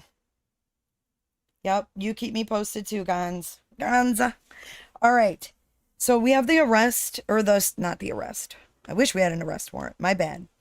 We have this search warrant that was released yesterday that most of us believe had to do with their search yesterday. And we're going to go more in detail with JLR tonight at 8 p.m. JLR, if you don't know who he is, he's a freelance journalist. He goes to all these different places where, you know, crimes are going down or there's searches going on or whatever. And he tries to get answers. And he gets a lot of hate. But he does get answers. So, anyways, we talked this morning and he pointed this out to me because I didn't read this. But this is not from yesterday. So we're going to go over it real quick. This is a state search warrant in the state of Florida. It covers sheriffs, highway patrol, troopers, FDLE, special agents, Florida Fish and Wildlife, all of the state investigators, all of the state people, you know, all the different divisions. So, and then it says Detective Daniel Alex 398 received search warrant from him, Detective was placed under oath. All this is just how it's worded. So then it says that the probable cause in the state of Florida relative to missing and endangered people in regard to Gabrielle Verona Petito and the evidence connected to her whereabouts. Now, it says the evidence is currently located within the below described computer external storage device. Now, yesterday we saw them taking boxes of stuff. We saw them tow away a Mustang. Nothing in this warrant states anything about towing a car or anything other than one external device that you can fit in the palm of your hand. So let's continue. The description and location. Now, the location is important of computers to be searched is as follows. The computers/external storage device is a black Western digital external hard drive with serial number, product number, It's an external USB storage device that you back up your video footage on or photos, whatever, files. And it fits in your hand. It's like as big as an iPhone, you know? It's truly something, you know, that would not take bags of evidence. So, hang on. They go on to say where the evidence is located, and it's in the vault at the Northport Police Department, which is located at 4980 City Hall Boulevard, Northport, Florida, 34286.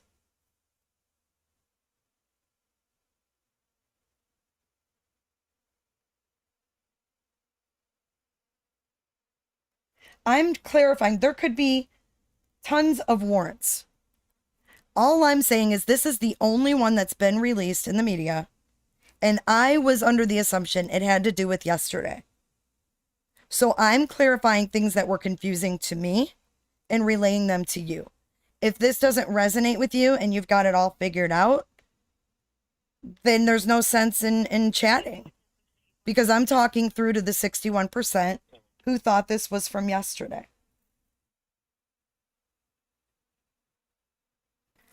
So anyway, they say it's located in the Northport Police. So this has nothing to do with them getting a warrant to go in someone's home.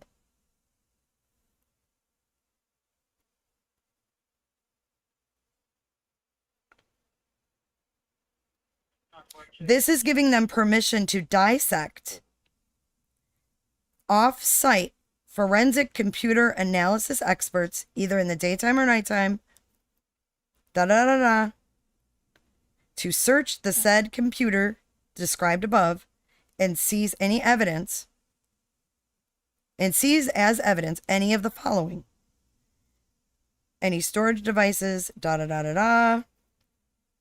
digital documents, notes, data, passwords, everything on that device. Basically, they're saying we want permission to search this device. This was put into effect, or was signed by the judge on the 15th, which was last Wednesday. Okay, so they're saying that they want okay, wait, let's go through them. So any external storage devices, we have all that. Number 2, any digital documents, notes, equipment relating to passwords, encryption codes, all that. So they want all the coding, all data and files associated with the external device, password protected files, text and image types that may include, and then they leave all of the extensions, doc, text, GIF, bump, TIFF, all that shit that can be stored or saved. Files that show emails, text messages, and all internet browsing history. Computer files showing ownership, possession, or control of computers. And electronic storage devices to include, but not limited to, email associated files. And any other evidence relating to the subject matter of this warrant, which is Gabrielle.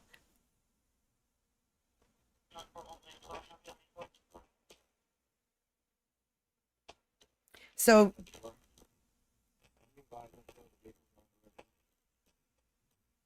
hold on, the scanner is going. I don't think it's anything, no. It's not. Okay, so then the judge signs it on the 15th, which was last Wednesday. Now you go down further, and this search warrant says affidavit and application, computer/external storage devices. That's all this is about. And this is not about yesterday. So yesterday has a federal warrant. So there's a totally separate warrant for yesterday.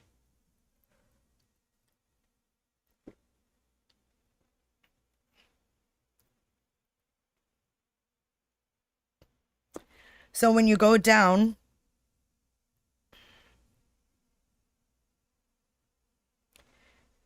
it gives you the reasons why they want to analyze this data. So it says, you know, one is the detective, what he's investigating. The subject, Gabrielle, left New York State in mid-June 21 for a vacation to Utah, traveling a variety of national parks along the way. Van life, they explain what the context is, and that Nicole Schmidt talked to her, and they have her they talked to her about her conversations using T-Mobile. And then the domestic disturbance is number 4. So we're going to read this. On 8/12/21, a report was generated by the Moab City Police Department, Moab, Utah, reference to a domestic disturbance between the subject and laundry. In the report, Officer Robbins wrote, after evaluating the totality of the circumstances, I do not believe the situation escalated to the level of domestic assault, as much of that as a mental health crisis. Officer Robbins stated that the subject was having severe anxiety per her own testimony, and that the responding officers, he told them that he was concerned about the subject because her anxiety had worsened during their extended trip. So then on the 27th is when Gabby's mom gets the odd text where she references Stan, her grandfather, which she never called him. So her mom got that on the 27th. And then I feel like her mom's like radar was already up because of that. She was like, that's weird. Then she got the second one on the 30th stating that there was no signal. And she was probably like, huh? Because we know now the 27th was the Stan text. The 30th was the no signal in Yosemite, which is in California. They weren't even remotely near there. He's trying to throw them off already. And then we know he got back to Florida on September 1st because he's rolling through a toll booth, a toll point that captured his license plate on the 1st at 10:30 in the morning.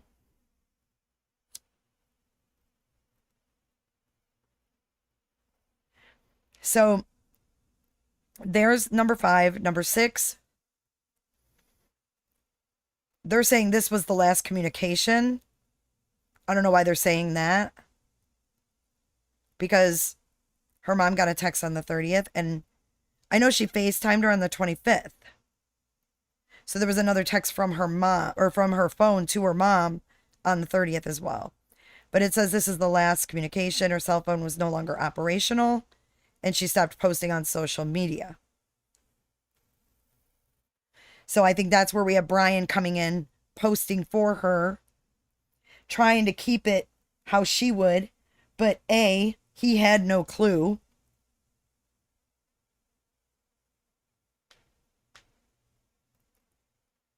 He had no clue how to do what she did.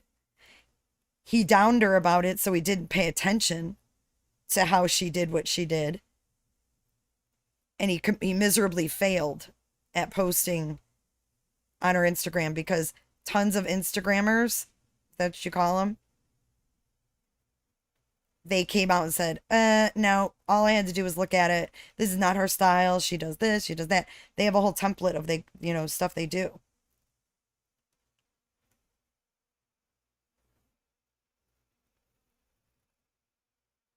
Okay, so September 11th, she was entered as a missing person by the Suffolk County Police Department in New York. So her mom reported her missing in New York. We know the 10th of September, Gabby's father went to the Laundrie's home. On September 10th, the police were called to their home. And her dad went there on 3 separate occasions in that day, trying to get answers from Brian.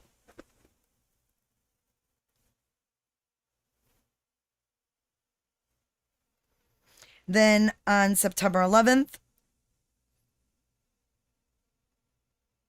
was when the white Ford Transit was located at, which they say is her address because she lived there, at their home. And this is where it says, where it picked up his vehicle going through the toll. Number 9, Brian Laundrie's family stated that the subject was not at the residence and they did not know her whereabouts. They refused to allow Brian to speak with law enforcement and directed the officers on scene to speak with their attorney. So he evaded law enforcement and her own dad. I don't know what transpired that day. And I'm pretty sure you can't get the police report because of this investigation. We'll find out eventually, but we don't know now. And then number 10, based on the totality of the circumstances related to the subject's mental health, I believe there is probable cause to believe that the subject is unable to care for herself due to her increased anxiety. Due to this behavior, our concerns for her welfare, her cell phone's been turned off for approximately 15 days, and there have been no sightings since August 27th, 2021. So they're discounting the 30th because the van was parked on the 27th there at the campground. Spread Lake or whatever it's called. Spread Lake Campground.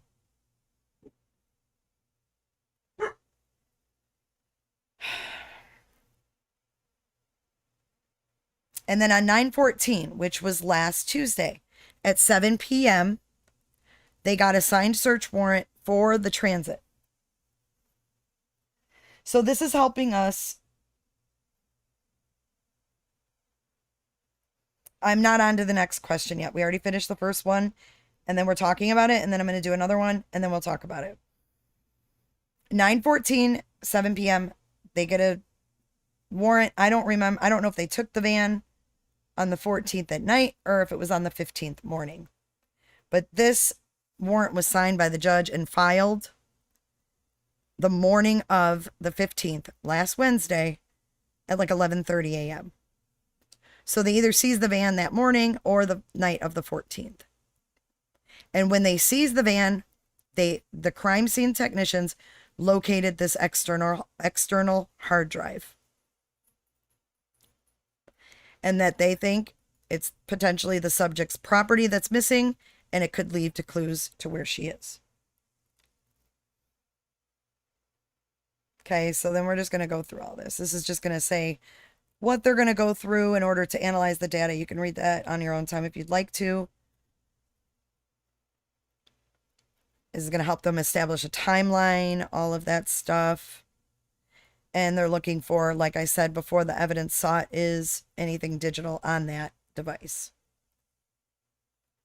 And then down here,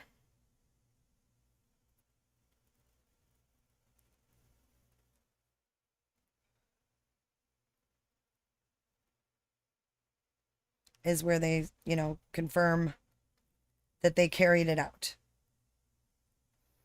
But if you go back up here to the top, which, sorry, I'm not trying to make you dizzy. It says filed 9/17 at 11:49 a.m. But down here, where is that? I know it said another time on here that it was entered.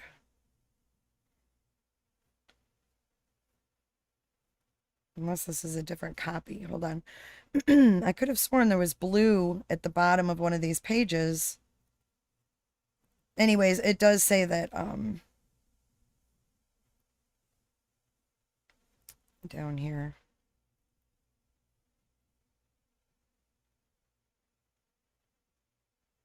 "15th day of September," which was Wednesday. So they must have picked it up on Wednesday, or they found the device on Wednesday, whatever. Anyways, it was filed in the court on Friday morning. So I'm kind of putting this together like, okay, it was put into file. Let's go back to Friday. What happened Friday? Brian went missing Friday. So this is filed into evidence officially. They're going to start scouring this on the 15th. Then it's filed into the court on the 17th. That could have been when Brian's family found out that they found this in the van. I don't know. But at 9:17, 11:49 a.m., this was filed as a record in the clerk of the circuit court. Fast forward, we're going to talk about this with JLR tonight in more depth. Fast forward to 4 o'clock. Protesters get there on scene, including JLR. They got bullhorns. They're demanding Brian come out and give some answers.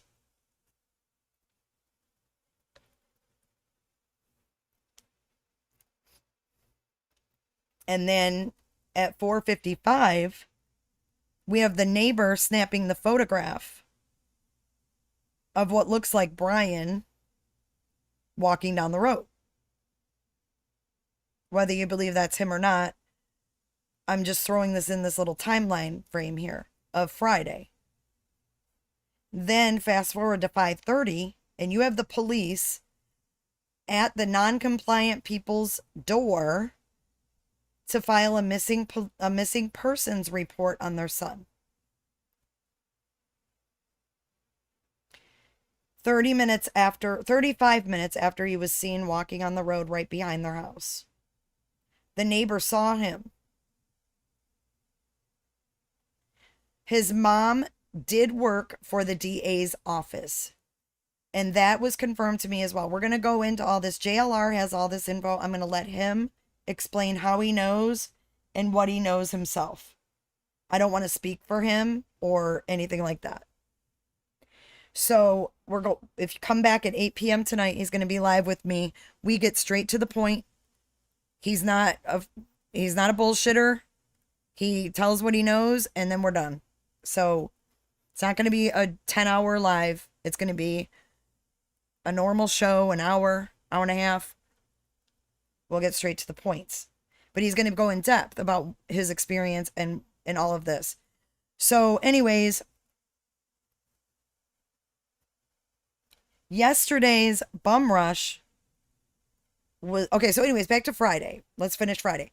So we have that timeline frame of 35 minutes between when the police arrived to take a missing person report from Brian's parents, between the photo that looks like Brian, if you believe that's Brian. I kind of think it might have been. I'm not sure. But that picture snapped 55 minutes after the first bullhorn goes off.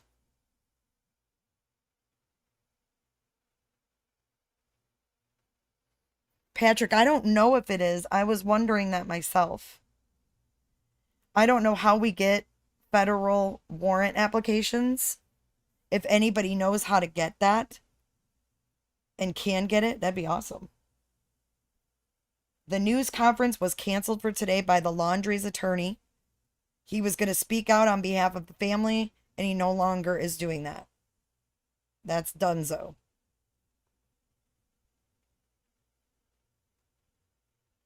Thank you, Susan.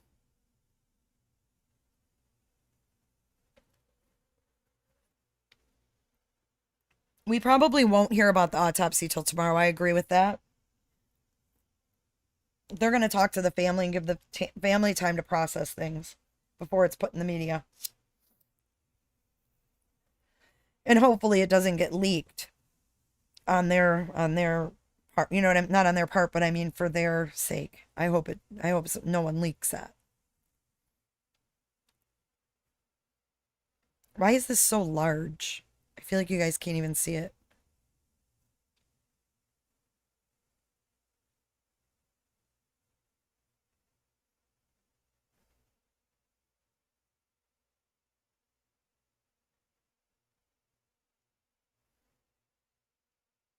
Hang on, what is going on?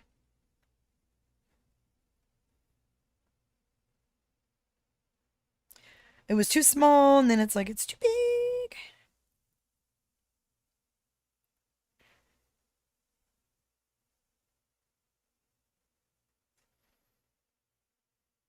I'm just going to keep it like that.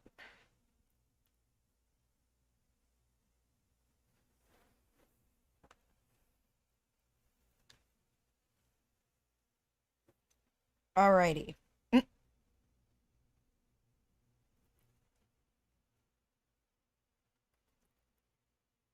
There we go. That's much better. All right, so I just wanted to clear that up about the warrant. I'm going to put the next poll in chat.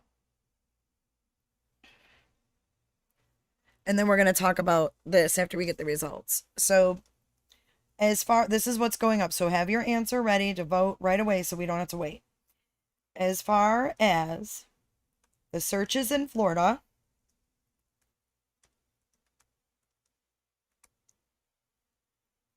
based on what you've seen or what you've heard so far, do you believe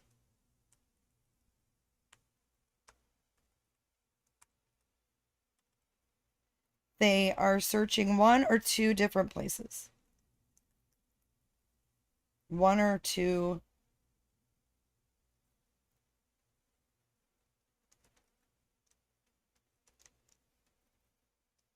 All right, so I'm going to do, all right, so based on what you know, I'm not even putting all that up there, but it's at the top. Based on what you know about the searches going on in Florida,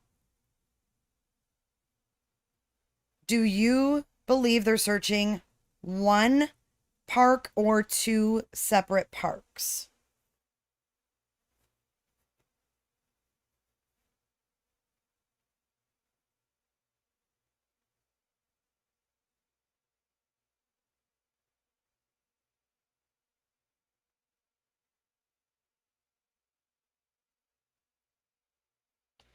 Do you believe they're very close to one another? I'll tell you why it matters, because there's a lot of misinformation. That's why it matters.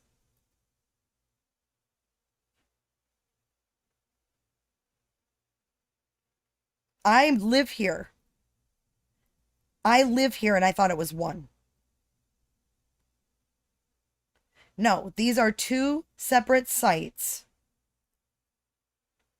an hour apart from one another.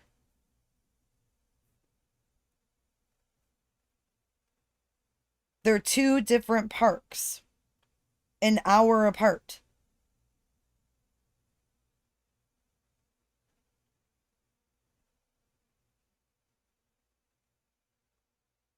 I had no idea. Mayaka and the Carlton Reserve are two different places.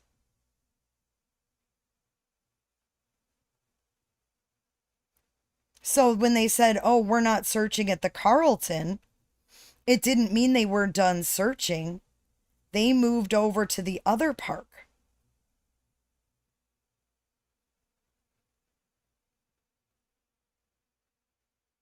Yeah, so it's two. I don't know anything about the Panhandle, but I know there's two in Sarasota County, is what I'm saying. Yes. Shamara. No, not Shamara. Who said that? I live... Oh, God, it's moving so fast. Someone said they live there and they're searching the two different parks.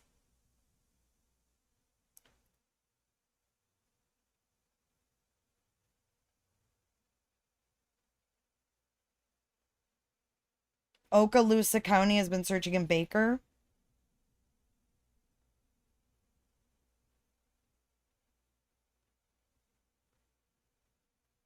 Heather Smith said, based on personal SAR experience, I will tell you that quite often search teams already deployed will often be left to finish out naturally, as it throws the press off and sometimes even sending out new teams.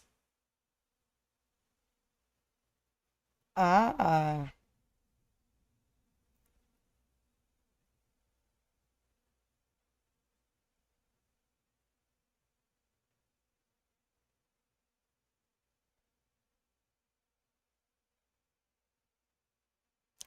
The governor of Florida wants a statewide search. Go DeSantis. Is that true? Okay, so we cleared that one up fast. 2 parks. And then I just wanted to let you guys know that the picture that I showed that, you know, we were talking about could possibly be Brian. I said that that was a protester, and I wanted to clear that up. But I'm going to have JLR on tonight at 8 o'clock. We're going to talk about what happened last Friday when he was down there during the protests, the police being there, etc., etc. Bullhorns, everything. We're going to talk about that. And then he's been at Mayaca.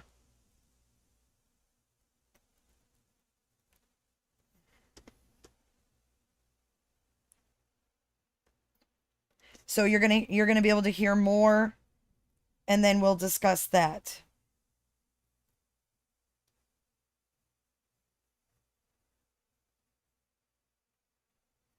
I don't know anything about Instagrams. I don't go off that. Because I don't know if that's a fake account. I can't. Okay, so let's go back to JB for a second, see what's going on. I'm going to see if there's anything that I need to talk to you guys about. I'll open up the scanner again for a sec. Let's see if anything's going on. I hope it's not an ad. A priest, a dentist, and a mom walk onto a car lot. Okay, let's go back to JB while that plays. JB is like the go-to. Where are you, JB? Where the hell did you go, JB? There you are. Oh, we're on commercial break, it looks like. What is on that cell phone, you guys? What's that circle? Is that the area they're searching? I haven't been able to see any of this. I haven't had a chance. Someone in chat over there on WFLA just said Brian's in China.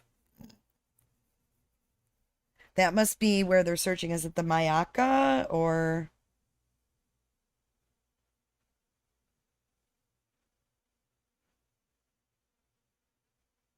Okay. Oh, is that Carlton?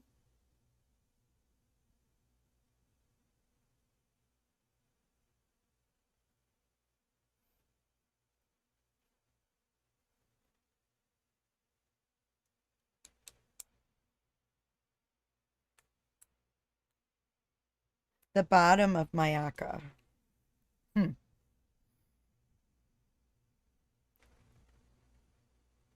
Let me unmute the scanner. Hold on.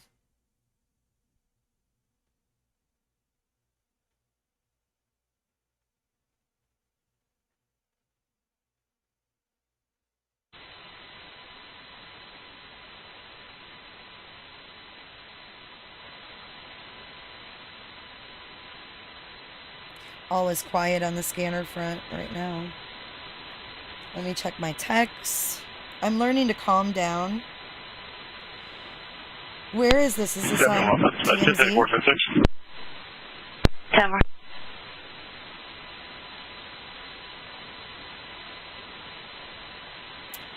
All right, we have the chopper.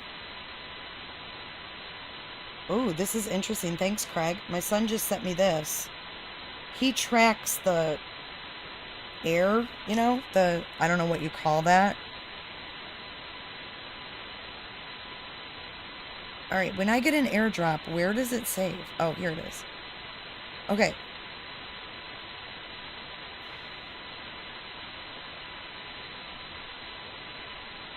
This is interesting because it shows you their path. Their path. God, my voice. 3106, 1024, I know why. It's a live photo. I hate that with Apple.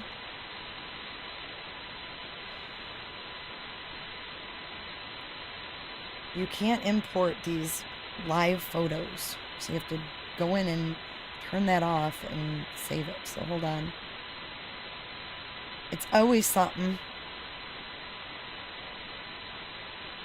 Alright, save as JPEG. I'm gonna put chopper.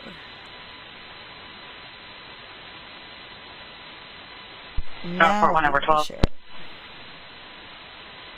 Good. Voila! This segment 14, the 1020 you're headed to. Got a camera flag for that 1020. Also, subject, the 64 offender.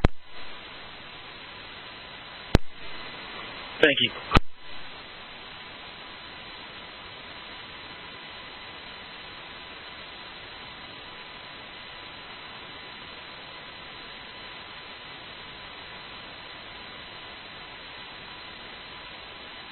Okay. See the path it's taking over the reserve? 5121, 1074. Simple. I think that's a... Is that a plane or a chopper? And this is previously recorded, JB, so I'm not going to unmute him just yet. It must be that plane that he's showing. Look, that's the path. It's staying right in that vicinity. Right? 5121. Have an unsecured door if I get a second unit. I'll be going channel 4 reference detail. 10-4. Any unit in the area of zone 21, Dick Wilson Drive, Palmore Drive. 51-5, you're doing. 10-4. It's a criminal investigation? It's officially a criminal investigation?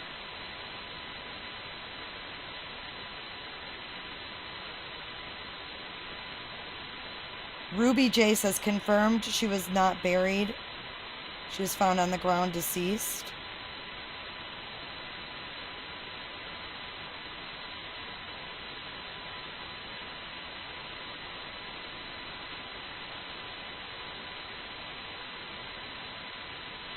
Is this all confirmed? JB said it? Oh, shit. He's taking a break. Okay. Did he say how long of a break, or is he getting all his stuff together? Okay, so it's official. GABBY PETITIO case is criminal investigation. And what was the other thing he said? Josh is giving an update or already did?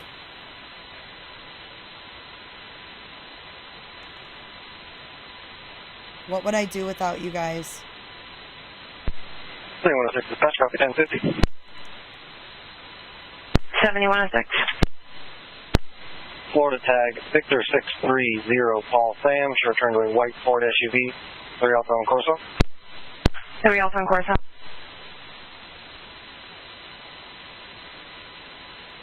Did we miss the update? JB's not done for the day. There's no way. One-way Mother Northport. Can you show me out with the signal 94 Tammy Amy on West Villages Parkway? 65 to 28 when you're ready.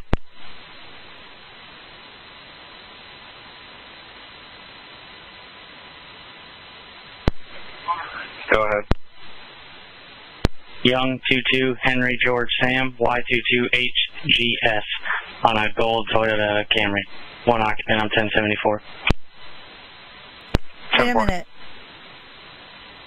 Where did you see a blue tarp? Where are you getting that from? Who has talked about a blue tarp?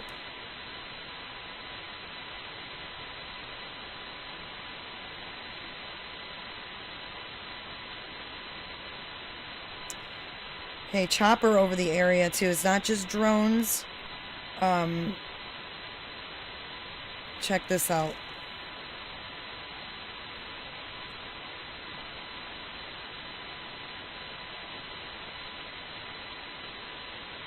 He's live now? Okay. Let's go back. Let's go back. No, he's not. It's previously recorded. See up in the top left? The top left corner, it'll say previously recorded if it's...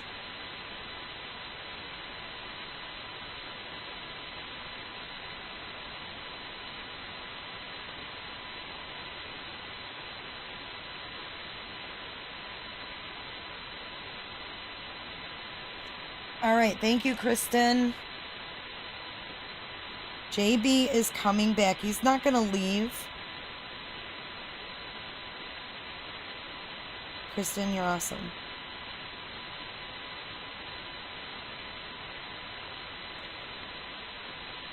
Okay, we're going to pull this up and read Josh's statement.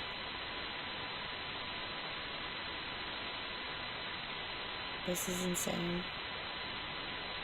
It's just saying this morning we haven't heard from Josh in quite some time. Saturday.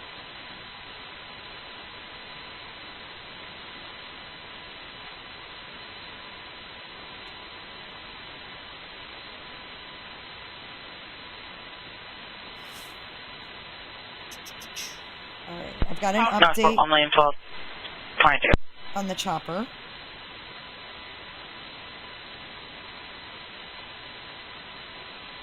Dispatch 5115 1065 39. I have no idea what these codes mean. Do you guys?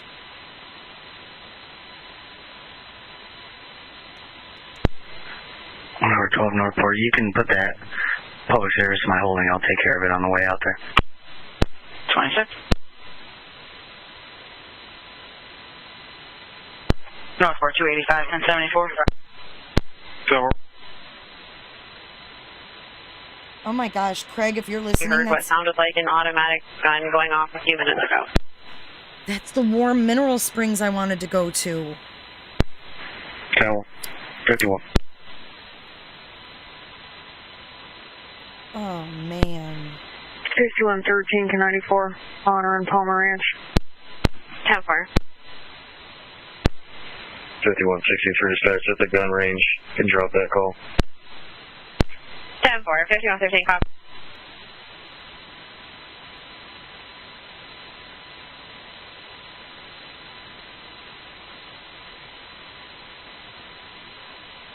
Fifty-one 17, 51 19, 1074. 10-6. Hi, Prep.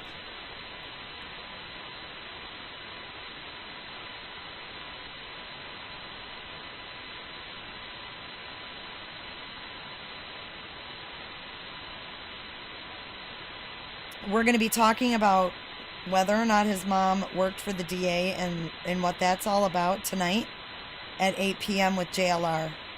The event is up. You can click the reminder on the event on my channel here.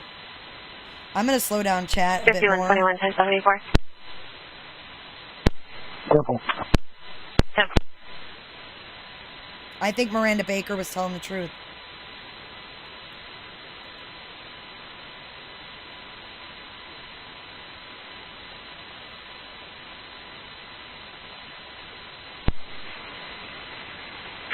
dispatch. 5116. Can you clear me back up off of this? Okay. Show me on a 57 screen. Let's see. What else was I going to go over with you? Oh yeah, I was gonna play this for you guys real quick.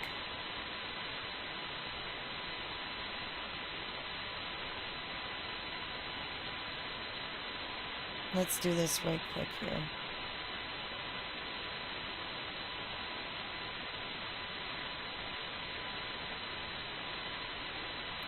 This video is courtesy of Brent Shavnor. And he says, thanks to the raw 2.5K video released by Red, White, and Bethune, I was able to further enhance the footage of the back of the GABBY PETITIO Ryan Laundry van to point to where you can clearly see the back door of their van abruptly close. I hope I can get this as clear as I saw it. 51-14928 Tamiami Trail to the Burger King. FD advised they rolled up on the crash. 41 in front of the Burger King. 54 on injuries. Southbound 41. People be crazy down here in Florida. 51 from Atwater and Press. 10-4. They advised it's going to be a tan sedan and a blue sedan. You guys, this video has me shook. Watch. William 12, William 13. You get 66. I'll be 51.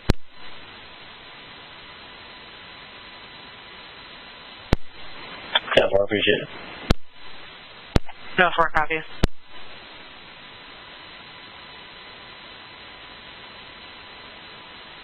Okay, let's watch.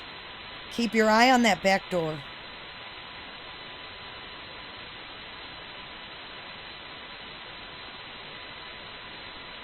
That is so not the ladder. Freaks me out.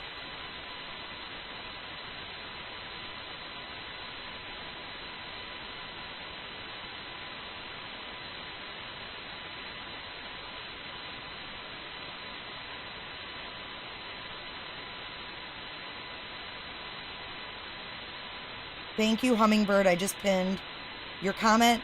The trail cam photo is not Brian. Again, I repeat, it has been confirmed. It is not Brian. Tillman, Arizona, or Alabama, not Brian. Body found in a Walmart dumpster, not Brian. We're going with facts. We're staying with facts and analyzations of facts.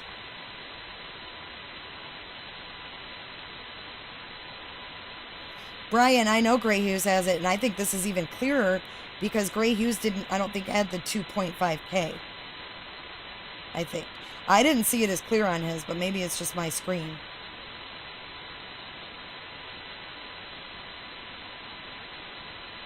But when these people drove by, I'm not saying Gray Hughes didn't discover it. Gray Hughes was here in chat the other night and let me play both of his videos live. I know what Gray Hughes has. But me and Gray were still on the fence after the live the other night.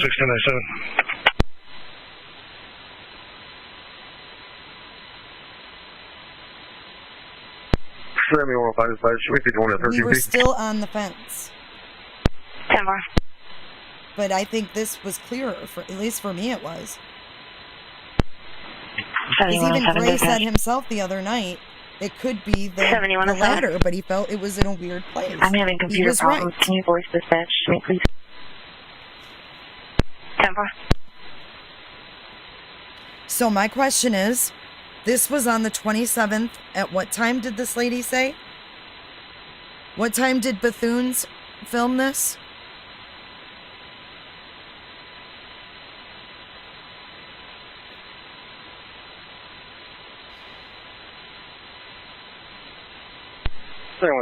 Copy 1050.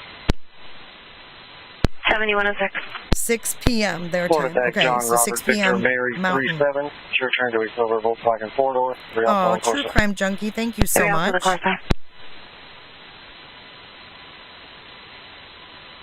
So does it say in this affidavit what time the text, the Stan text? Was that the same day as the Stan text? Shit, was the Stan text the 25th or the 27th?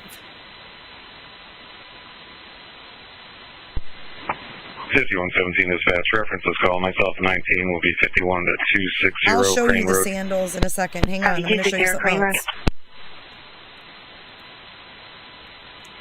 Oh, Lord.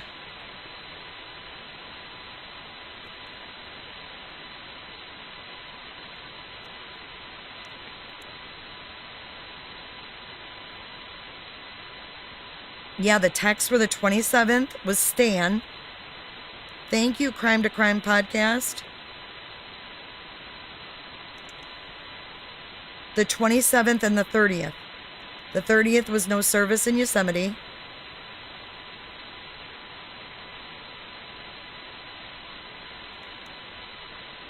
Oh, he did, JoJo? He finally got the 4K? Because this is just the 2.5K.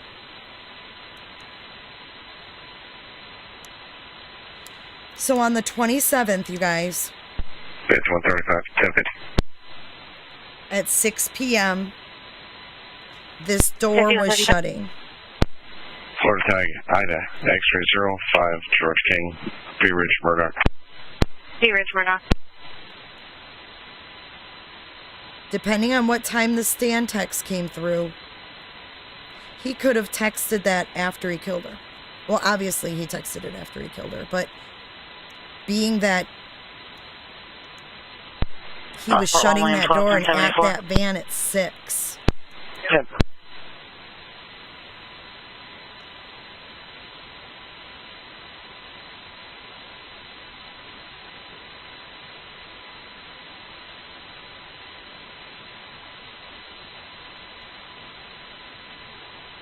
Yes, he did, Prepper. He drove it back to Florida and he was caught on, it's called the Florida Sun Pass toll license cam. Picked up his license going through there at 10:26 a.m. on September the 1st. 5703. McIntosh and Proctor, Forsyth, Lincoln, The King, deer George, cam is Robert, not 58. Brian. It's been confirmed. Macintosh, It's pinned at the top of this chat. Please.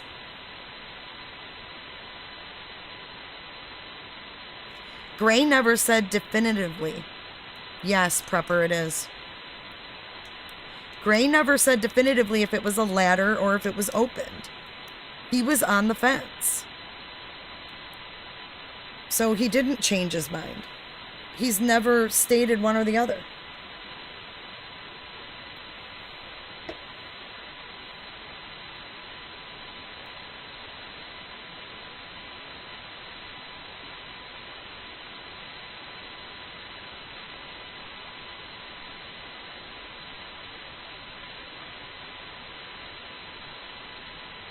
Well, Prepper, we know the license plate matches. George and Proctor.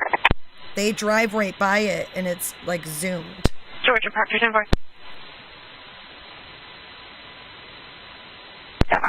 Rose, I just confirmed in their video said between 6 and 6:30 at night. So her little flip-flops are outside of that van, and that's what I'm going to get to now. Okay, so let's break this down here. JB is still previously recorded.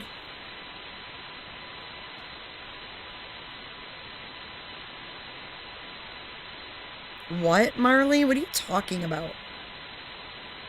Don't come in here stating facts like you're an FBI agent. Stop. Stop. Come in here and say, you know, I heard someone, like, somewhere where you heard it from, and... 5107, 51. 10-4.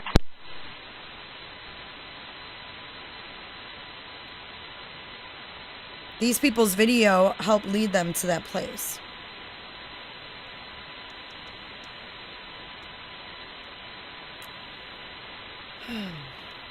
All right, so I'm going to show you, for those of you who think, like, oh, the flip-flop, da-da-da-da-da, you know, they're not flip-flops.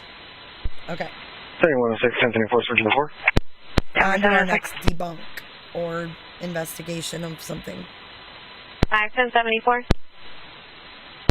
Yeah, 410-6. 10-4. Well, I'm going to just show you something that I saw. Air 2 dispatch, can you put And up I'm not 29? looking at chat anymore because it's messing me up. No offense, I love you all, but it's messing me up. How do I get my... Oh, here's my history. Okay.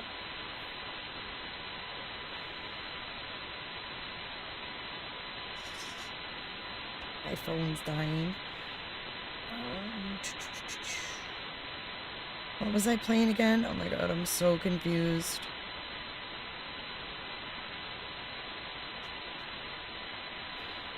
Oh, I know what it was. 5116 dispatch from 1087. 10-4,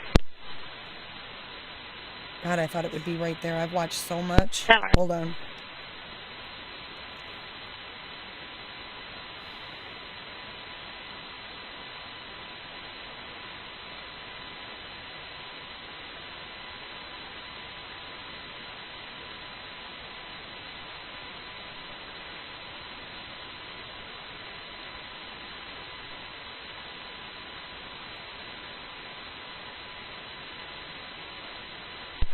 Dispatch 7105, I'm trying to 1074. find the spot.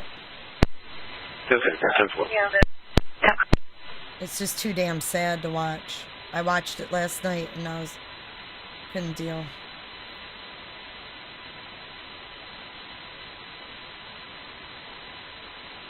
Alright, I think it's towards the end.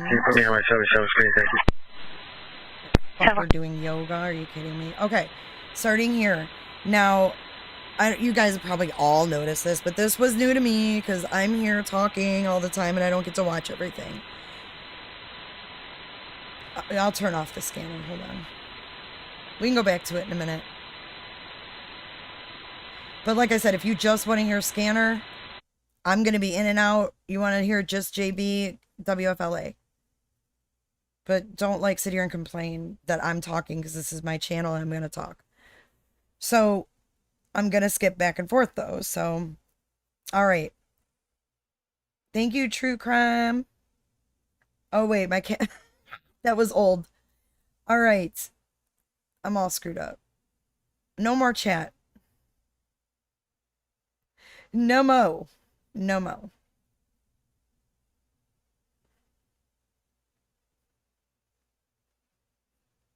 All right, let's fix this window. And you're going to see exactly how her little flip-flops were. Look at that, almost 4 million views. Almost 4 million views and only 25,000 likes. That is shameful. Look at, I liked it. Proof. Proof. Who disliked it?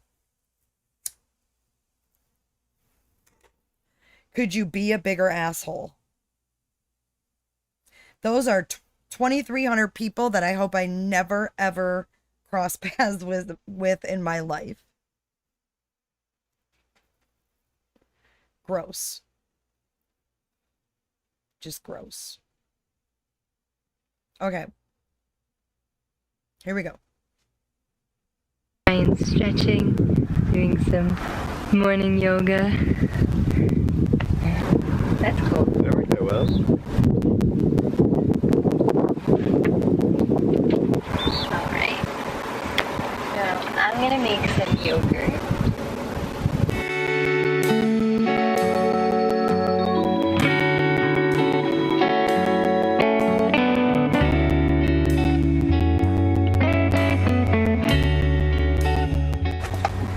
Looking to steal some of his granola.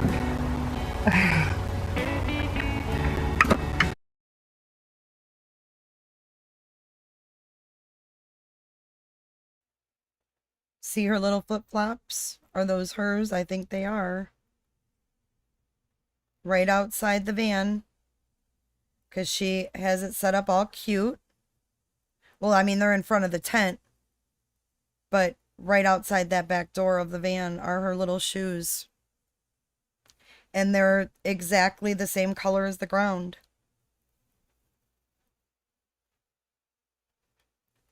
So, God, you know, I feel sick because the direction the flip-flops were facing. See how they're facing the tent? Because she took them off before she got in the tent. Then she probably just hopped over here. We saw her hop over. Watch. She hopped over because she took them off, got in the tent. I don't know. I might be telling you something you already know. I don't freaking know. But she... Morning yoga. That's cool. There we go, Wells. See, she's in the tent, setting up the camera, and then she hops in barefoot.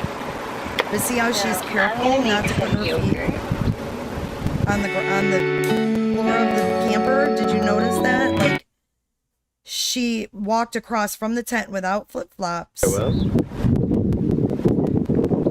And watch, she tiptoes in, and she's got her feet up. Now, I'm gonna make some yogurt. And then her flip-flops are facing the van.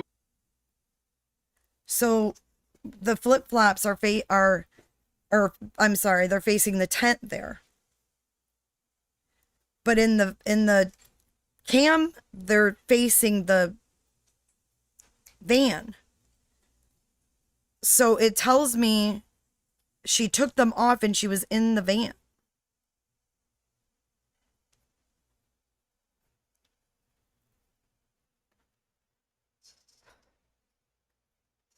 If Brian just killed her, why would he slip off his shoes to get in the van?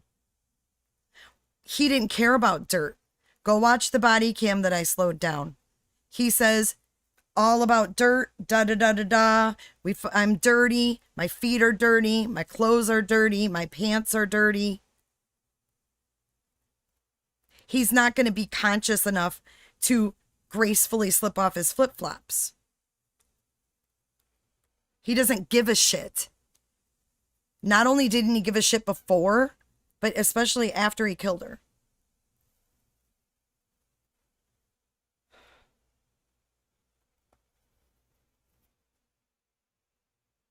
I'm just worried, will they be able to determine that close of a time frame to the cause of death?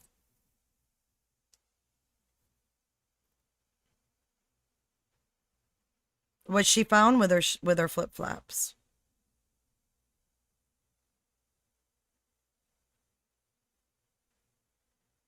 We don't know yet. If she had, but you know, if they had went on a hike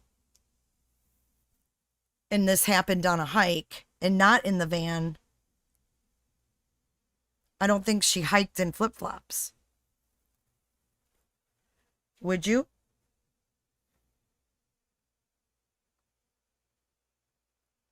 I don't know about any book. I haven't looked into any of that.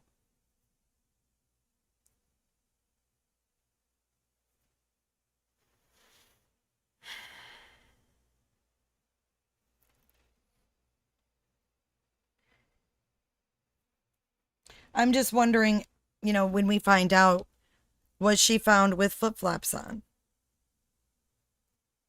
We don't know if this happened on a hike, but if she was hiking, she'd be wearing hiking boots or shoes.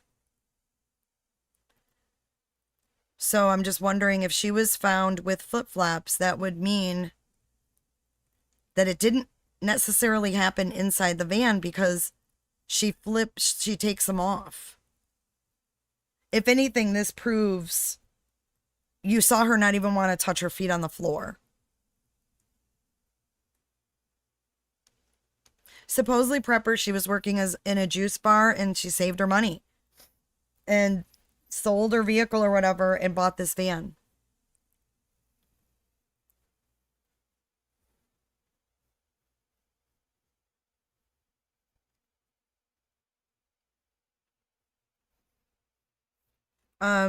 A wife, the only thing I can answer about that, she says, I have a question. What makes investigators and the police involved that they think they know for a fact of where they're searching for Brian, that he's actually there? The only thing that I know to go off of is that's where his parents told investigators he went for a hike when they filed the missing person report.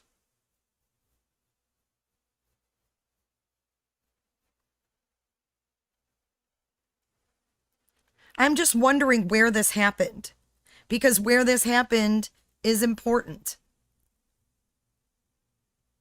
Was it planned? Did they go on a hike and did he do something to her and surprise her?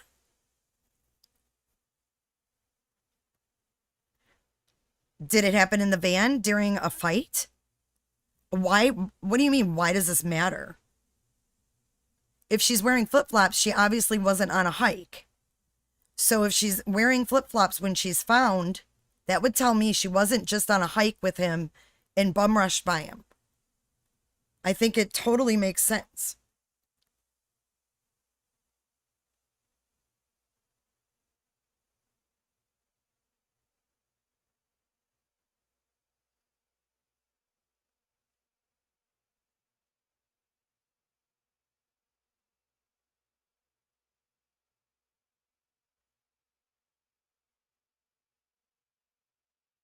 No, actually, Chris McDonough had a dude on who knows all about this area last night.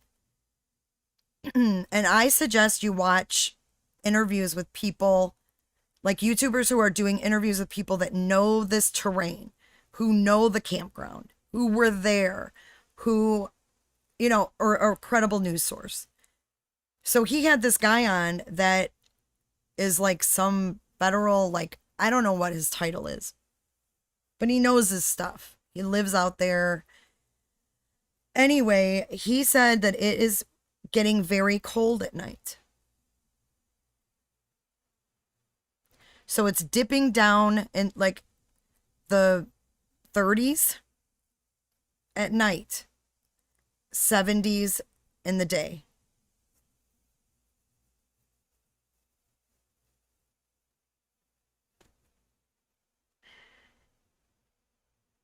So if it happened in the van, it was about 900 yards from where the van was found.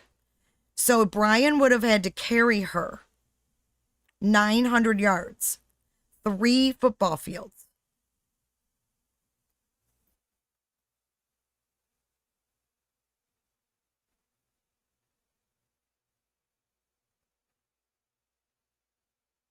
I don't care about the size of the flip-flop. Actually, I really don't even care. I do care. I do care if those are Brian's, I guess. I take that back. Because it does, yeah. I just want to know when she was found if she was wearing flip-flops. I'm not talking about... Brian does have flip-flops. There's various pictures with him in these flip-flops. They both had brown flip-flops. I don't know anything about a blue tarp.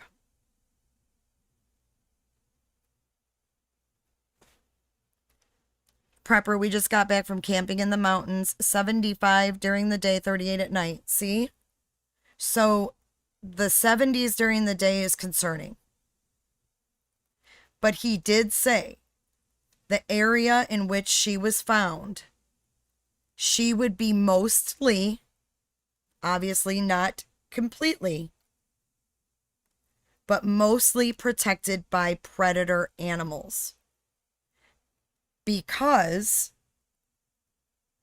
that area is a secluded area that is like set aside just for camping. They're primitive and all of that, but Kimberlia, if you're in the van, you're opening the driver's, so it would be the driver's side door that's swinging open, because you have to open that one first because there's a seal. One has to be opened before the others. So he thought that because of that area being incorporated to be a camping area, you know, it's a federal park, it's owned by everyone. Everyone has a right to that park. They've made these distributed camping spots an area where, you know, they want people to be.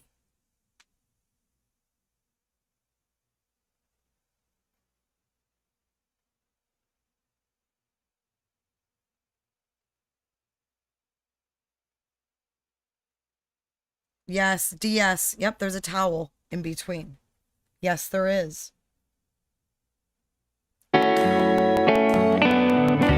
I want to point off something else. Thanks, Shay's mom.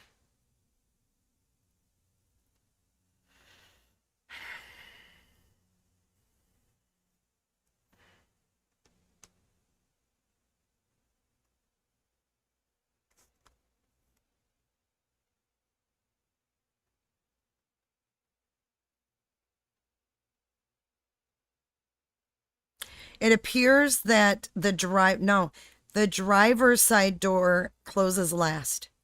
We zoomed in. They only have one video. This is the one they were fighting about that she was doing. Prepper, she released this on the same day as the body cam, where the 911 caller said he saw her getting slapped. They were fighting over this video and her editing and finishing it.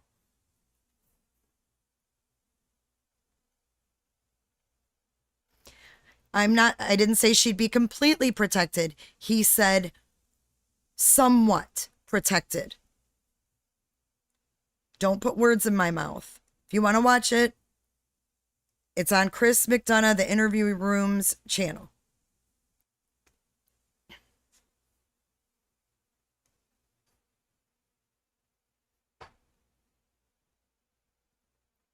The granola, she wasn't pissed he did it.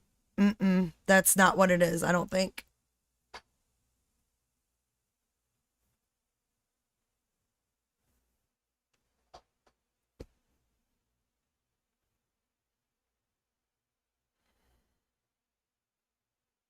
Okay, I might be wrong about the doors. Okay, I really don't want to...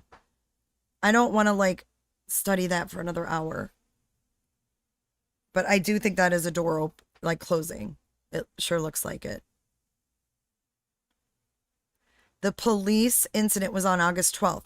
She published this... Oh, she published it the 19th. My bad. What? Why did this... I thought it was the... Why did I think this said the 12th the whole time?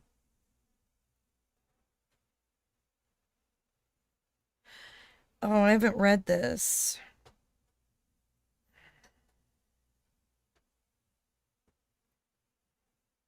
A glimpse into our van adventures after our first cross-country trip in a little Nissan Sentra. Oh, they did this before. They did this in a Nissan Sentra. And then that's probably where she got the idea to do the vlog.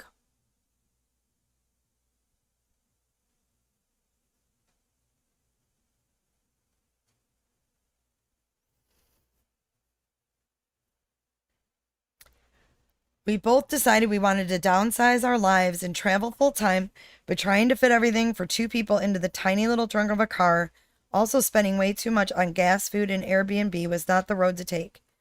We quickly realized we had to come up with a solution if we wanted to continue traveling and living nomadically. So that's why we handcrafted our own tiny van, a simple 2012 Ford Transit Connect, utilizing space with unique designs and features, creating a space for both artistic expression and distance hiking. Thank you so much for watching, and we hope you tag along our journey wherever the van takes us. Follow our van life journey for some awesome van life ideas, tips, hacks, camping spots, and many beautiful places to travel.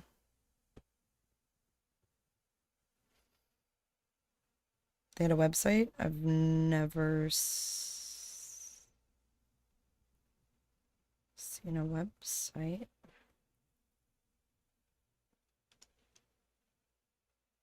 Whoops. Shit.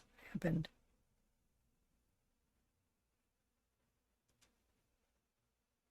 I'm probably way behind you guys. Super sleuthers. Oh, it's password protected. Out of the Wi-Fi. Be here soon.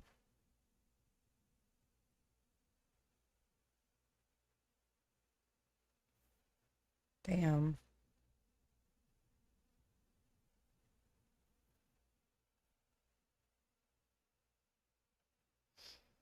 All right. Let's go back to this video. Yeah, when she's doing the granola, let's play this real quick.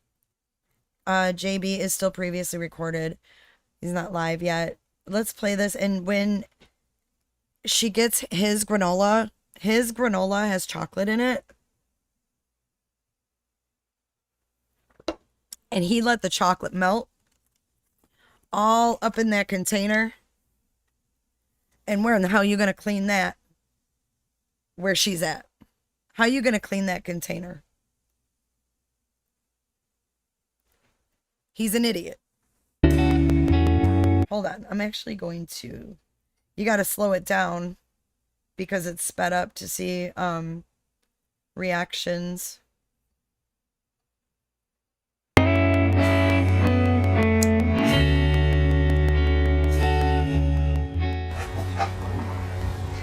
Fucking steals his granola.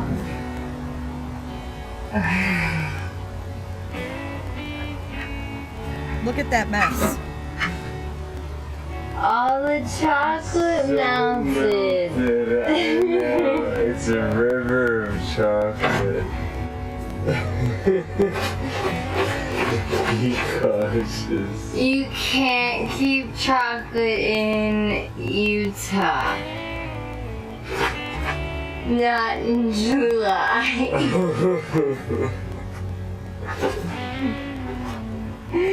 Or in a clear plastic container that is always in the sun. Just in the tent this morning, that's why.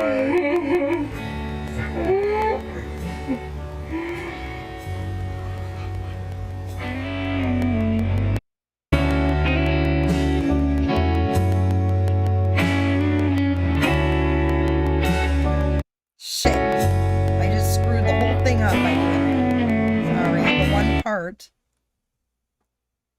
that I wanted to play. July.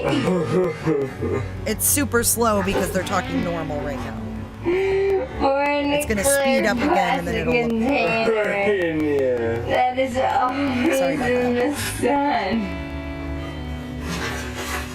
Just in the tent this morning, that's why.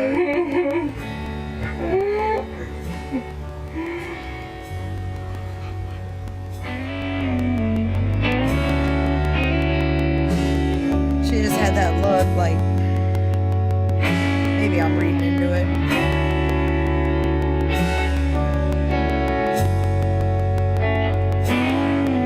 I just think, not that that's even a big deal. If she did get a little annoyed or if she didn't, I just think like being together, in that small quarters and like little shit like that would start to grate your nerves too. Just to start petty arguments. It's just so weird because they look so happy.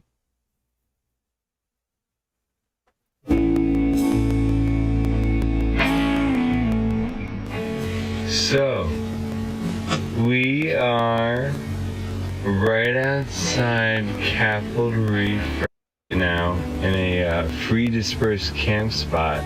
And we've been lucky so far at all the places we've stayed, but I'd say this is one of the best so far. I know what I was thinking the 12th. I was thinking they filmed this the 12th. Guys, did he just say they're at the dispersed camping where the van was found? Hang on. I gotta go back to chat.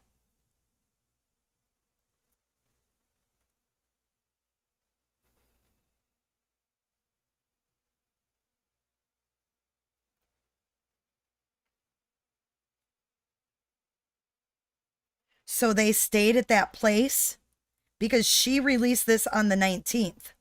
This video was completed, edited, and released on the 19th. Did they film this on the 12th then? Because all of us thought she looked like she had been crying. Is this the morning of... Is this prior to the 911 call? Guys? Oh, okay. He's in Utah. Okay, if they're in Utah, then is this the day of the call then? If they're in Utah, right? She was found in Wyoming. Is this the day of the call? Okay, she said July in Utah.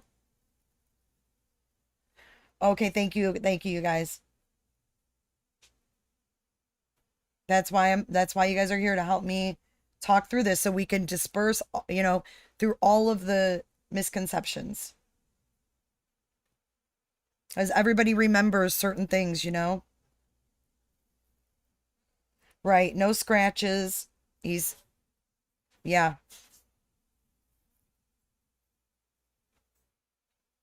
They're in Utah. So it couldn't have been that day, it was in July. Gotcha. This was a few weeks before she went missing. Or before the call.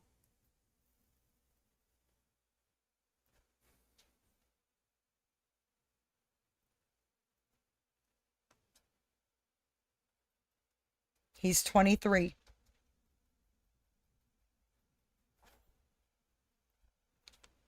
I'm sure they do have a lot of unreleased footage. They're going to have a lot of footage. You guys, if there's ever a discovery released in this case, do you know how much footage is going to be on those external hard drives?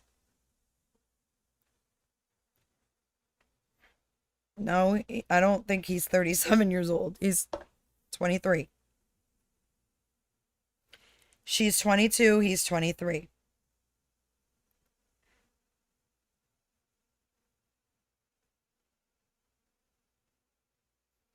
I don't know anything about Sky News. When she says, I love the van, watch his face. Okay, let's continue watching. Since we left New York, I've only set up my hammock once. And now we're all the way in Utah, and luckily enough, I was able to set up my hammock on one of these trees. And we're kind of like in the desert. You guys, I just want you to know I slowed this down a touch so they're not drunk or anything. They talk fast to me. Let me put it on normal and see what it sounds like. But then part of her videos are so fast, I like to have it slower, but let me put it on normal because I feel like it's fast. I don't catch as much. Very few trees. Yeah, no. The edits and shit are too fast for me to catch anything on normal speed. And knowing Brian, knowing what we know about Brian now, I can't imagine that he was very smiley when the van troubles happened. Update on Fox News. Okay, well, UK, we're in the U.S. The FBI is on this case. We're going to get U.S. news first. What Fox News?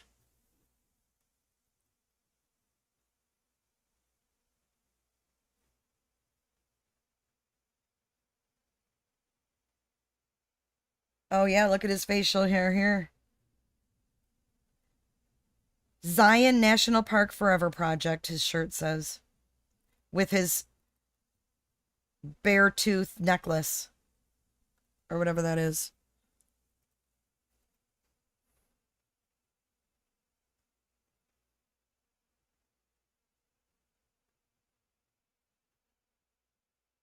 If there's a great thing on Fox News, let me know where. Website said something about Wi-Fi, and the one text said no Wi-Fi at Yosemite. Could the password be connected to Yosemite? What?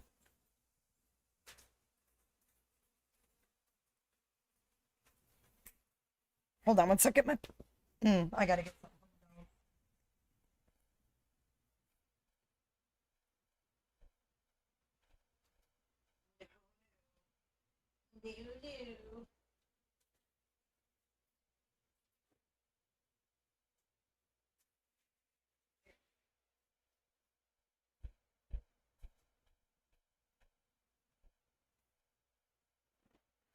All right.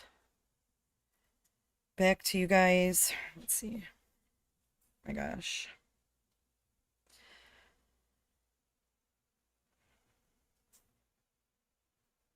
ABC 23.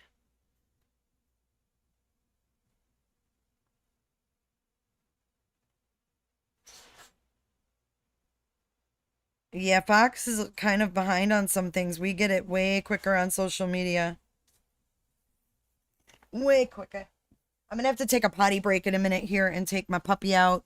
And I have to go potty as well. But, hold on. I'm going to see JB here.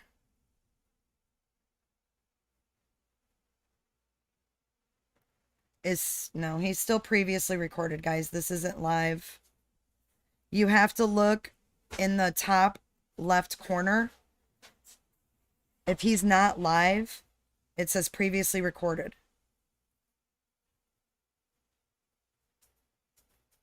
The station is live, but he's not. Okay, so let's go back and watch this. Pretty slow. So I want to see. I can't imagine Brian was very happy about the car troubles. But I'm going to play this in really slow-mo because this part is really fast. So don't let the voices freak you out. gotta go take this dog out. I'll be right back.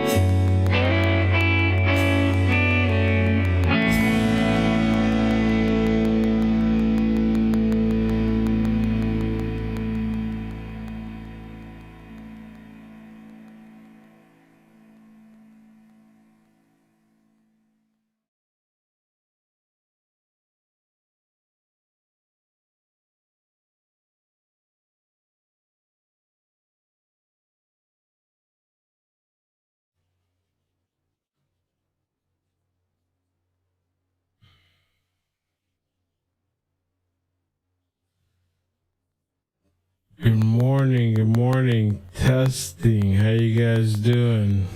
We do a Blue Apron, we make it easy.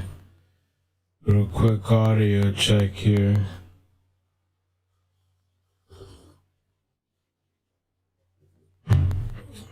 Let's see. Doing good. We got audio.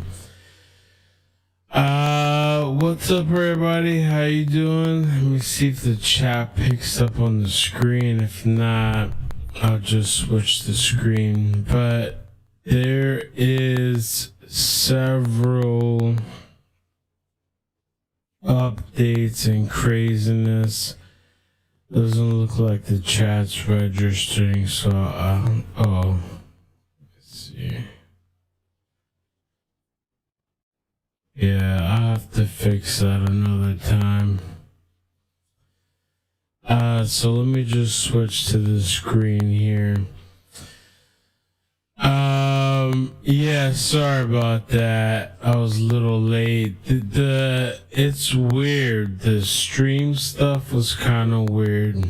I don't know. I started streaming and the data just, I don't know if it's because there's so many people watching, but it was like a delay. But I got a lot of things for you guys, man. Good morning. Thank you guys for joining. If the chat's too crazy, I might turn on subscribers only. I'm gonna try slowing down the chat first. It's already slowed. But if it gets too crazy, I will turn on subscribers only. It gets more crazy. Oh my god. I'm so sorry. Holy shit. Whoopsie daisies. Whoopsie daisies. Let me come back to chat. You know, fur babies matter. I can't make my animals suffer. Okay, sorry about that, you guys. It automatically went to the next video. Okay, so Deer Cam is not Brian. Let's just go through what we know. Yesterday's warrant is not released. That would be an FBI warrant. The warrant that was released is from the hard drive found in the van. Brian is still not found, and there are 2 different parks that they're in, technically. Okay. Anything else that we need to cover? I'm going to be live again at 8 tonight. So we can talk in depth about, you know, everything that transpired over at their home last week.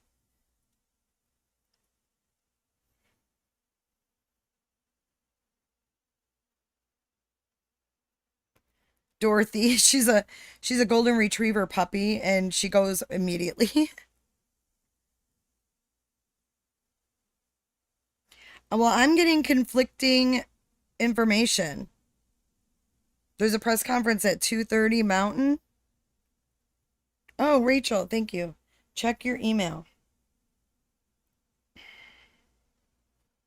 Wyoming Adventures. 8 Eastern. 8 Eastern. Girl, I've been wanting to talk to you and it's just been crazy. And everyone leave Gabby's family alone, yes. They want privacy. They are,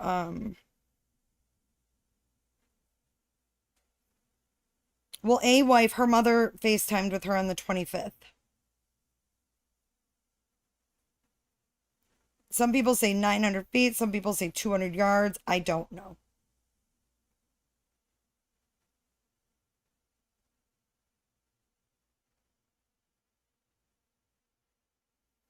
Yeah, I can do that. Let me go back to the Twitter.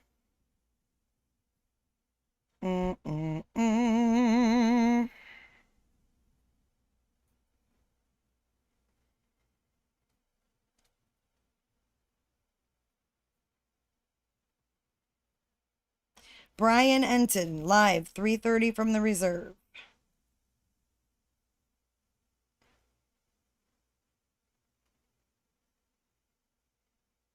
Sweet. Thank you. All right, here's the video again on Twitter. The door one. There you go. I'm going to get some pop. Hold on. I'll be right back, guys. I'm going to grab a pop.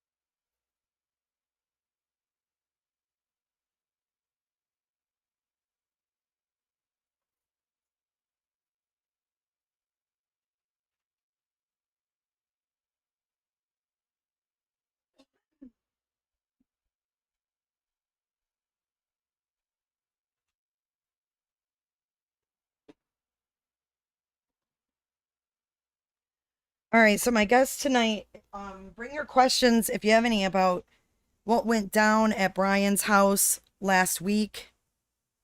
He was there on Friday, and then he went to the Mayaka Park. I don't know what day that was, so he can talk to you guys about that. But, you know, if you have any questions, I'm sure he'll be kind enough to answer if he knows. So, 8 p.m. Eastern tonight, there is an event on my channel. If you go to my YouTube channel, it'll say like an upcoming live. You can click a reminder. It says reminder on it. If you click that, it should, I shouldn't say it will, it should notify you 30 minutes prior so that you know, like, you get, make sure your notifications are turned on and it should pop up, you know, in 30 minutes and then it'll pop up again when it's live. So let me go back to your chat because I want to know what you guys are thinking about this door video.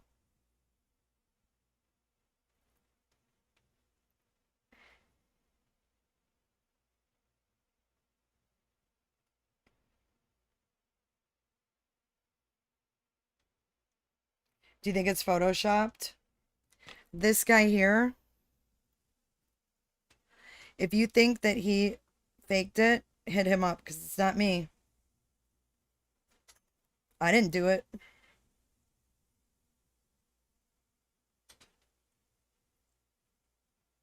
I don't trust anything now. Sucks, but I think Miranda was telling the truth. It's this dude. God, why can't I scroll down? Hold on.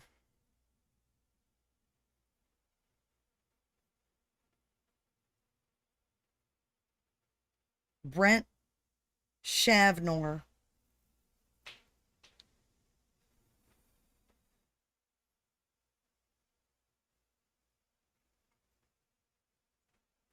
I would hope someone wouldn't do that. No, this guy's legit. Look. Digital artist. He's a veteran.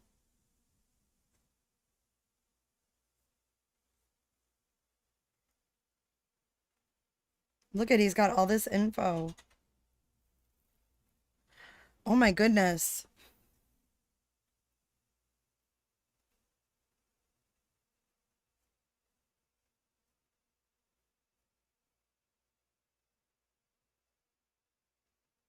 Brian's Pinterest. Hold on.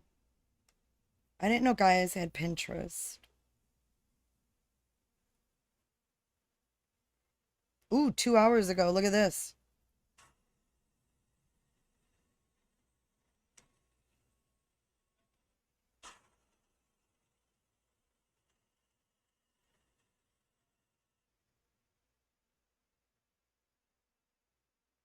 Four hours ago, another rainbow, you guys. Did you see this?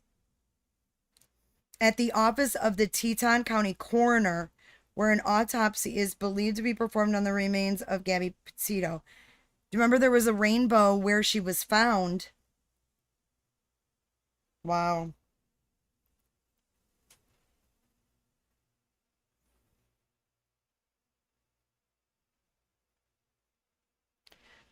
This is the trail cam that is not Brian. It's been confirmed it's not Brian.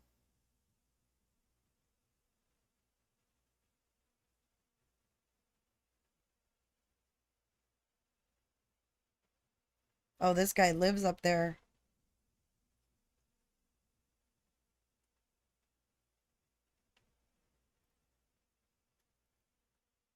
We located this cross in the area of Spread Creek, where investigators indicated they found the body believed to be GABBY Petitio.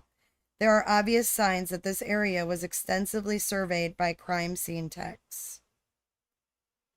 Look, they left rocks. Did you guys all see this?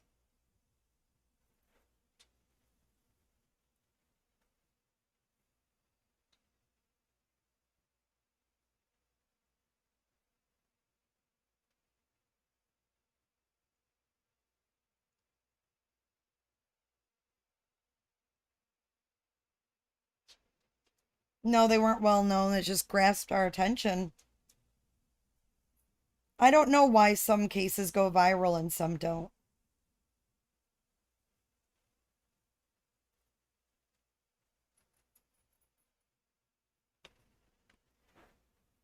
Chevy Lynn, where are you getting your info? Please don't say things unless you're going to give your source.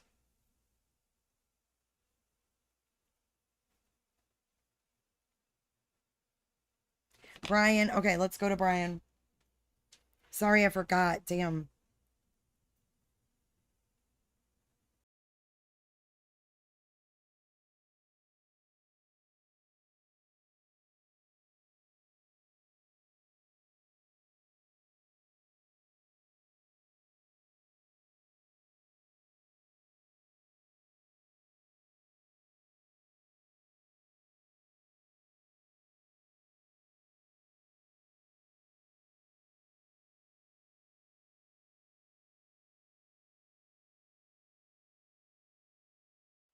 Okay, we're not missing anything. He's not live yet. Is he going on live on News Nation or on Twitter? I think he does it here too, right?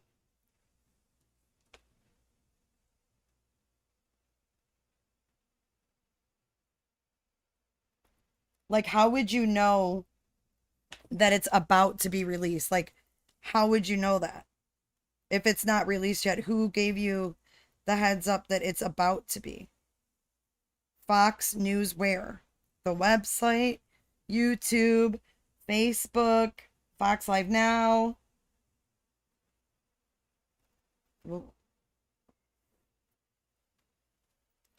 Fox News, I'm looking at, still thinks the trail cam could possibly be Brian.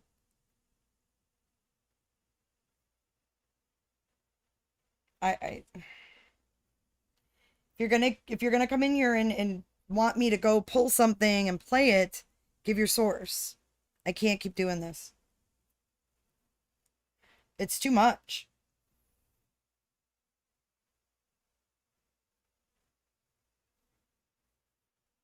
All right, Kristen, cool.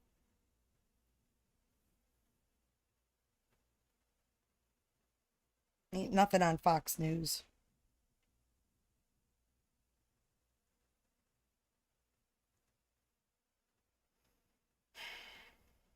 Here we go.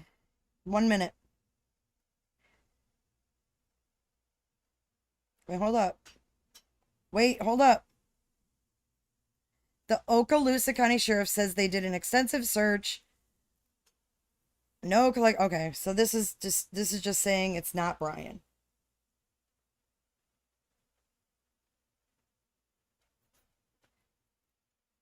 No one would be able to get out there if it was still a crime scene. They must have released the scene. I don't know if what his mother's position was, but I did hear she worked at the DA's office. We'll talk more to JLR about that tonight. He's got the scoop on that. 8 p.m. Eastern. 8 p.m. Eastern tonight.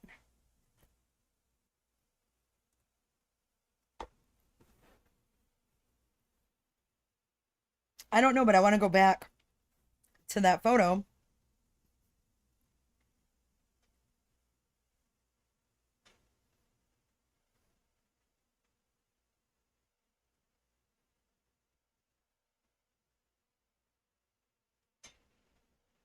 Yeah, and they canceled their press conference. The Laundries did.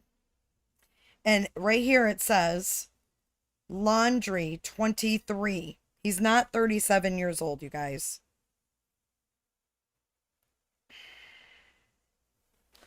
Conference where? Oh my gosh, I can't keep up.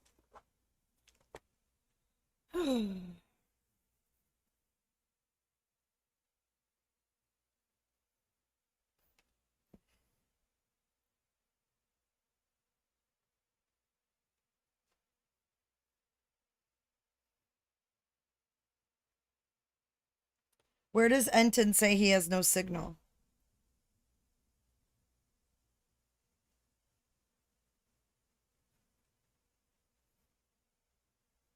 True crime and coffee? Who's live? Kendall? Go talk your shit somewhere else, girl. You're not talking it here.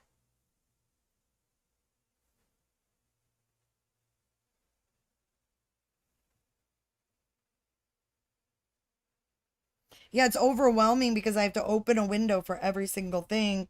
If I know your source, I know it's worth opening and I know where to go.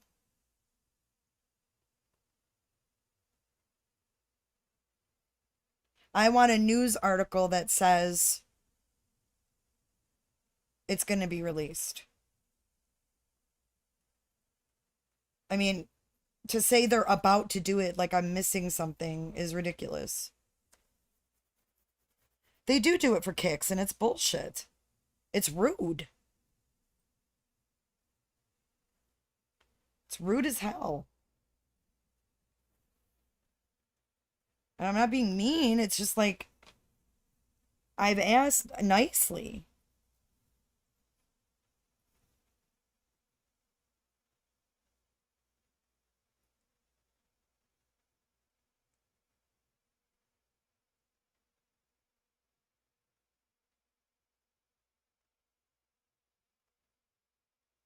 Kristen. Okay. 5 hours ago, here's Northport Police. By land, by air.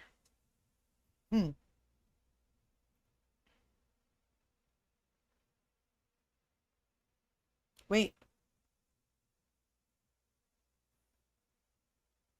Here's another video. Oh, look. Look, you guys, Kimberlia. This is for you. This side by side is just for you. Look.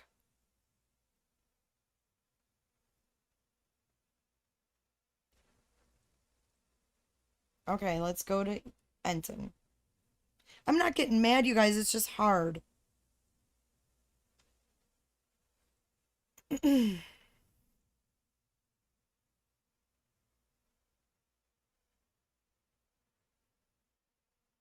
Too remote for live stream. We'll post a video in a few minutes.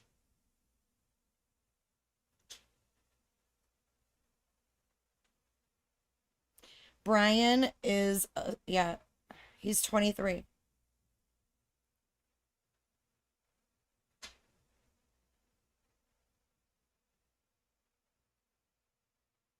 Dude, it's the ladder side that goes in. Because look, after they close it, you can see the outline of the ladder.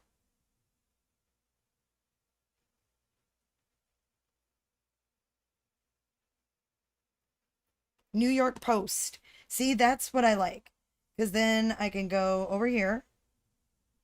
And I can go to New York Post. Well, he looks old because he's got no hair, too.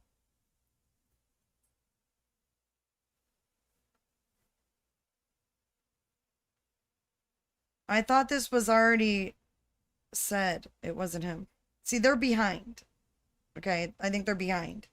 Because Fox just posted this.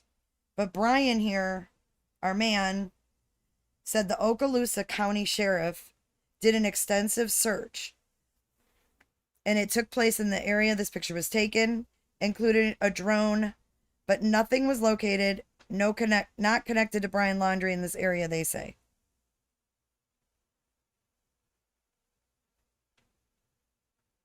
No, you guys, it's not photoshopped.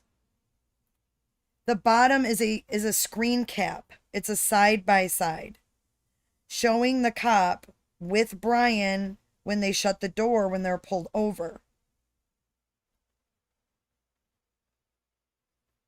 Fox where, Chuck? Which Fox? They have like 3 YouTube channels and Facebook and the website. The bottom one is the pullover.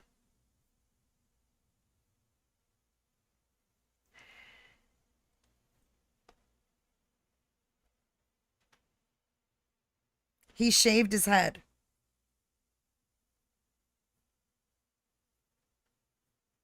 No, this is new.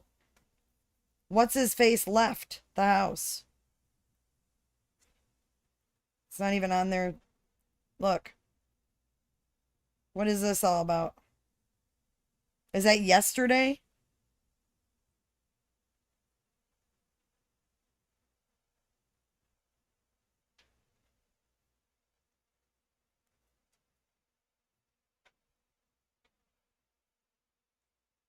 I don't get this. This is breaking. This is dumb.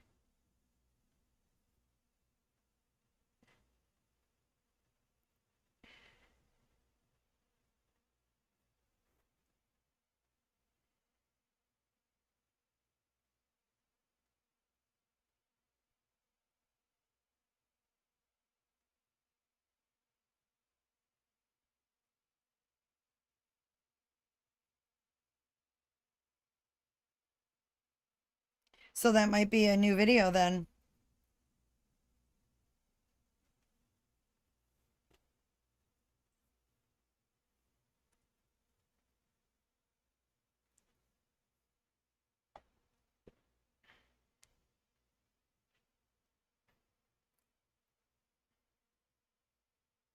Yeah, see Fox News Channel on TV. I can't stream that. They say it's not Brian in the deer cam. I don't know.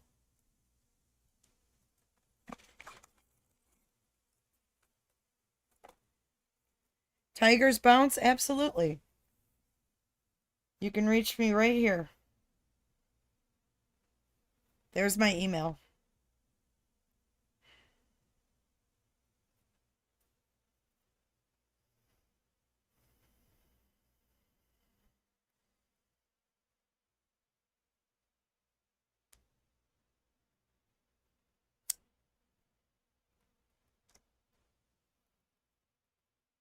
What guy and what channel? This is on Twitter.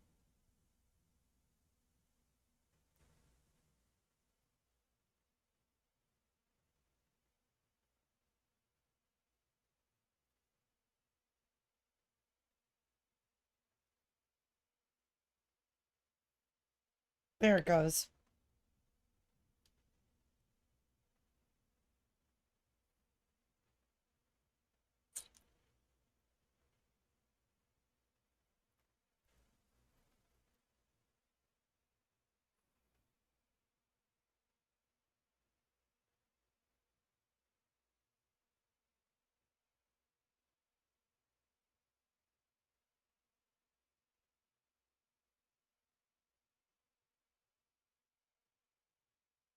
All right, we're going to get a press conference, I guess. I don't know where yet. Brian can't go live. See if he posted his video yet.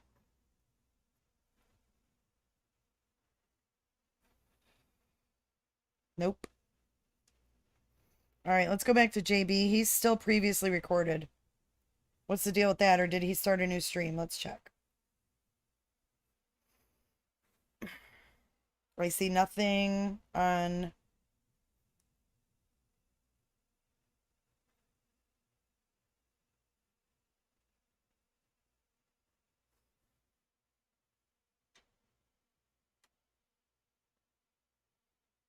Oh, never mind. See, this is why I can't keep up on texts. I really can't. It's too much.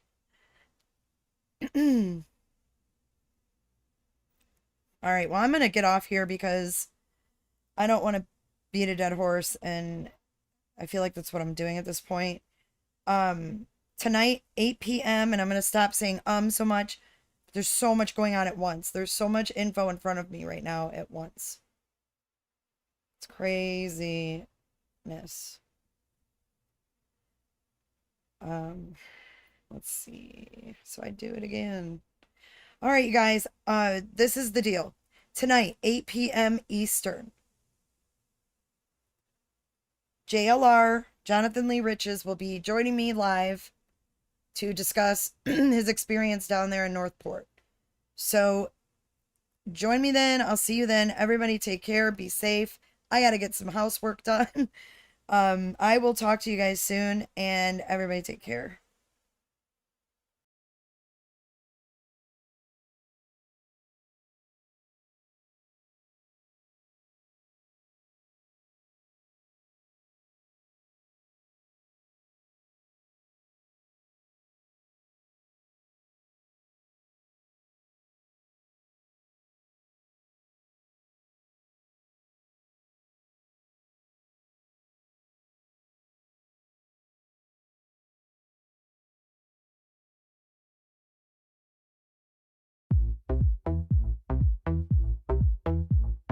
I don't give a damn, I don't really care about you and your problems. I don't give a damn, you talk way too much. I have heard enough about you and your problems. I don't give a damn, I don't give a damn, damn, damn.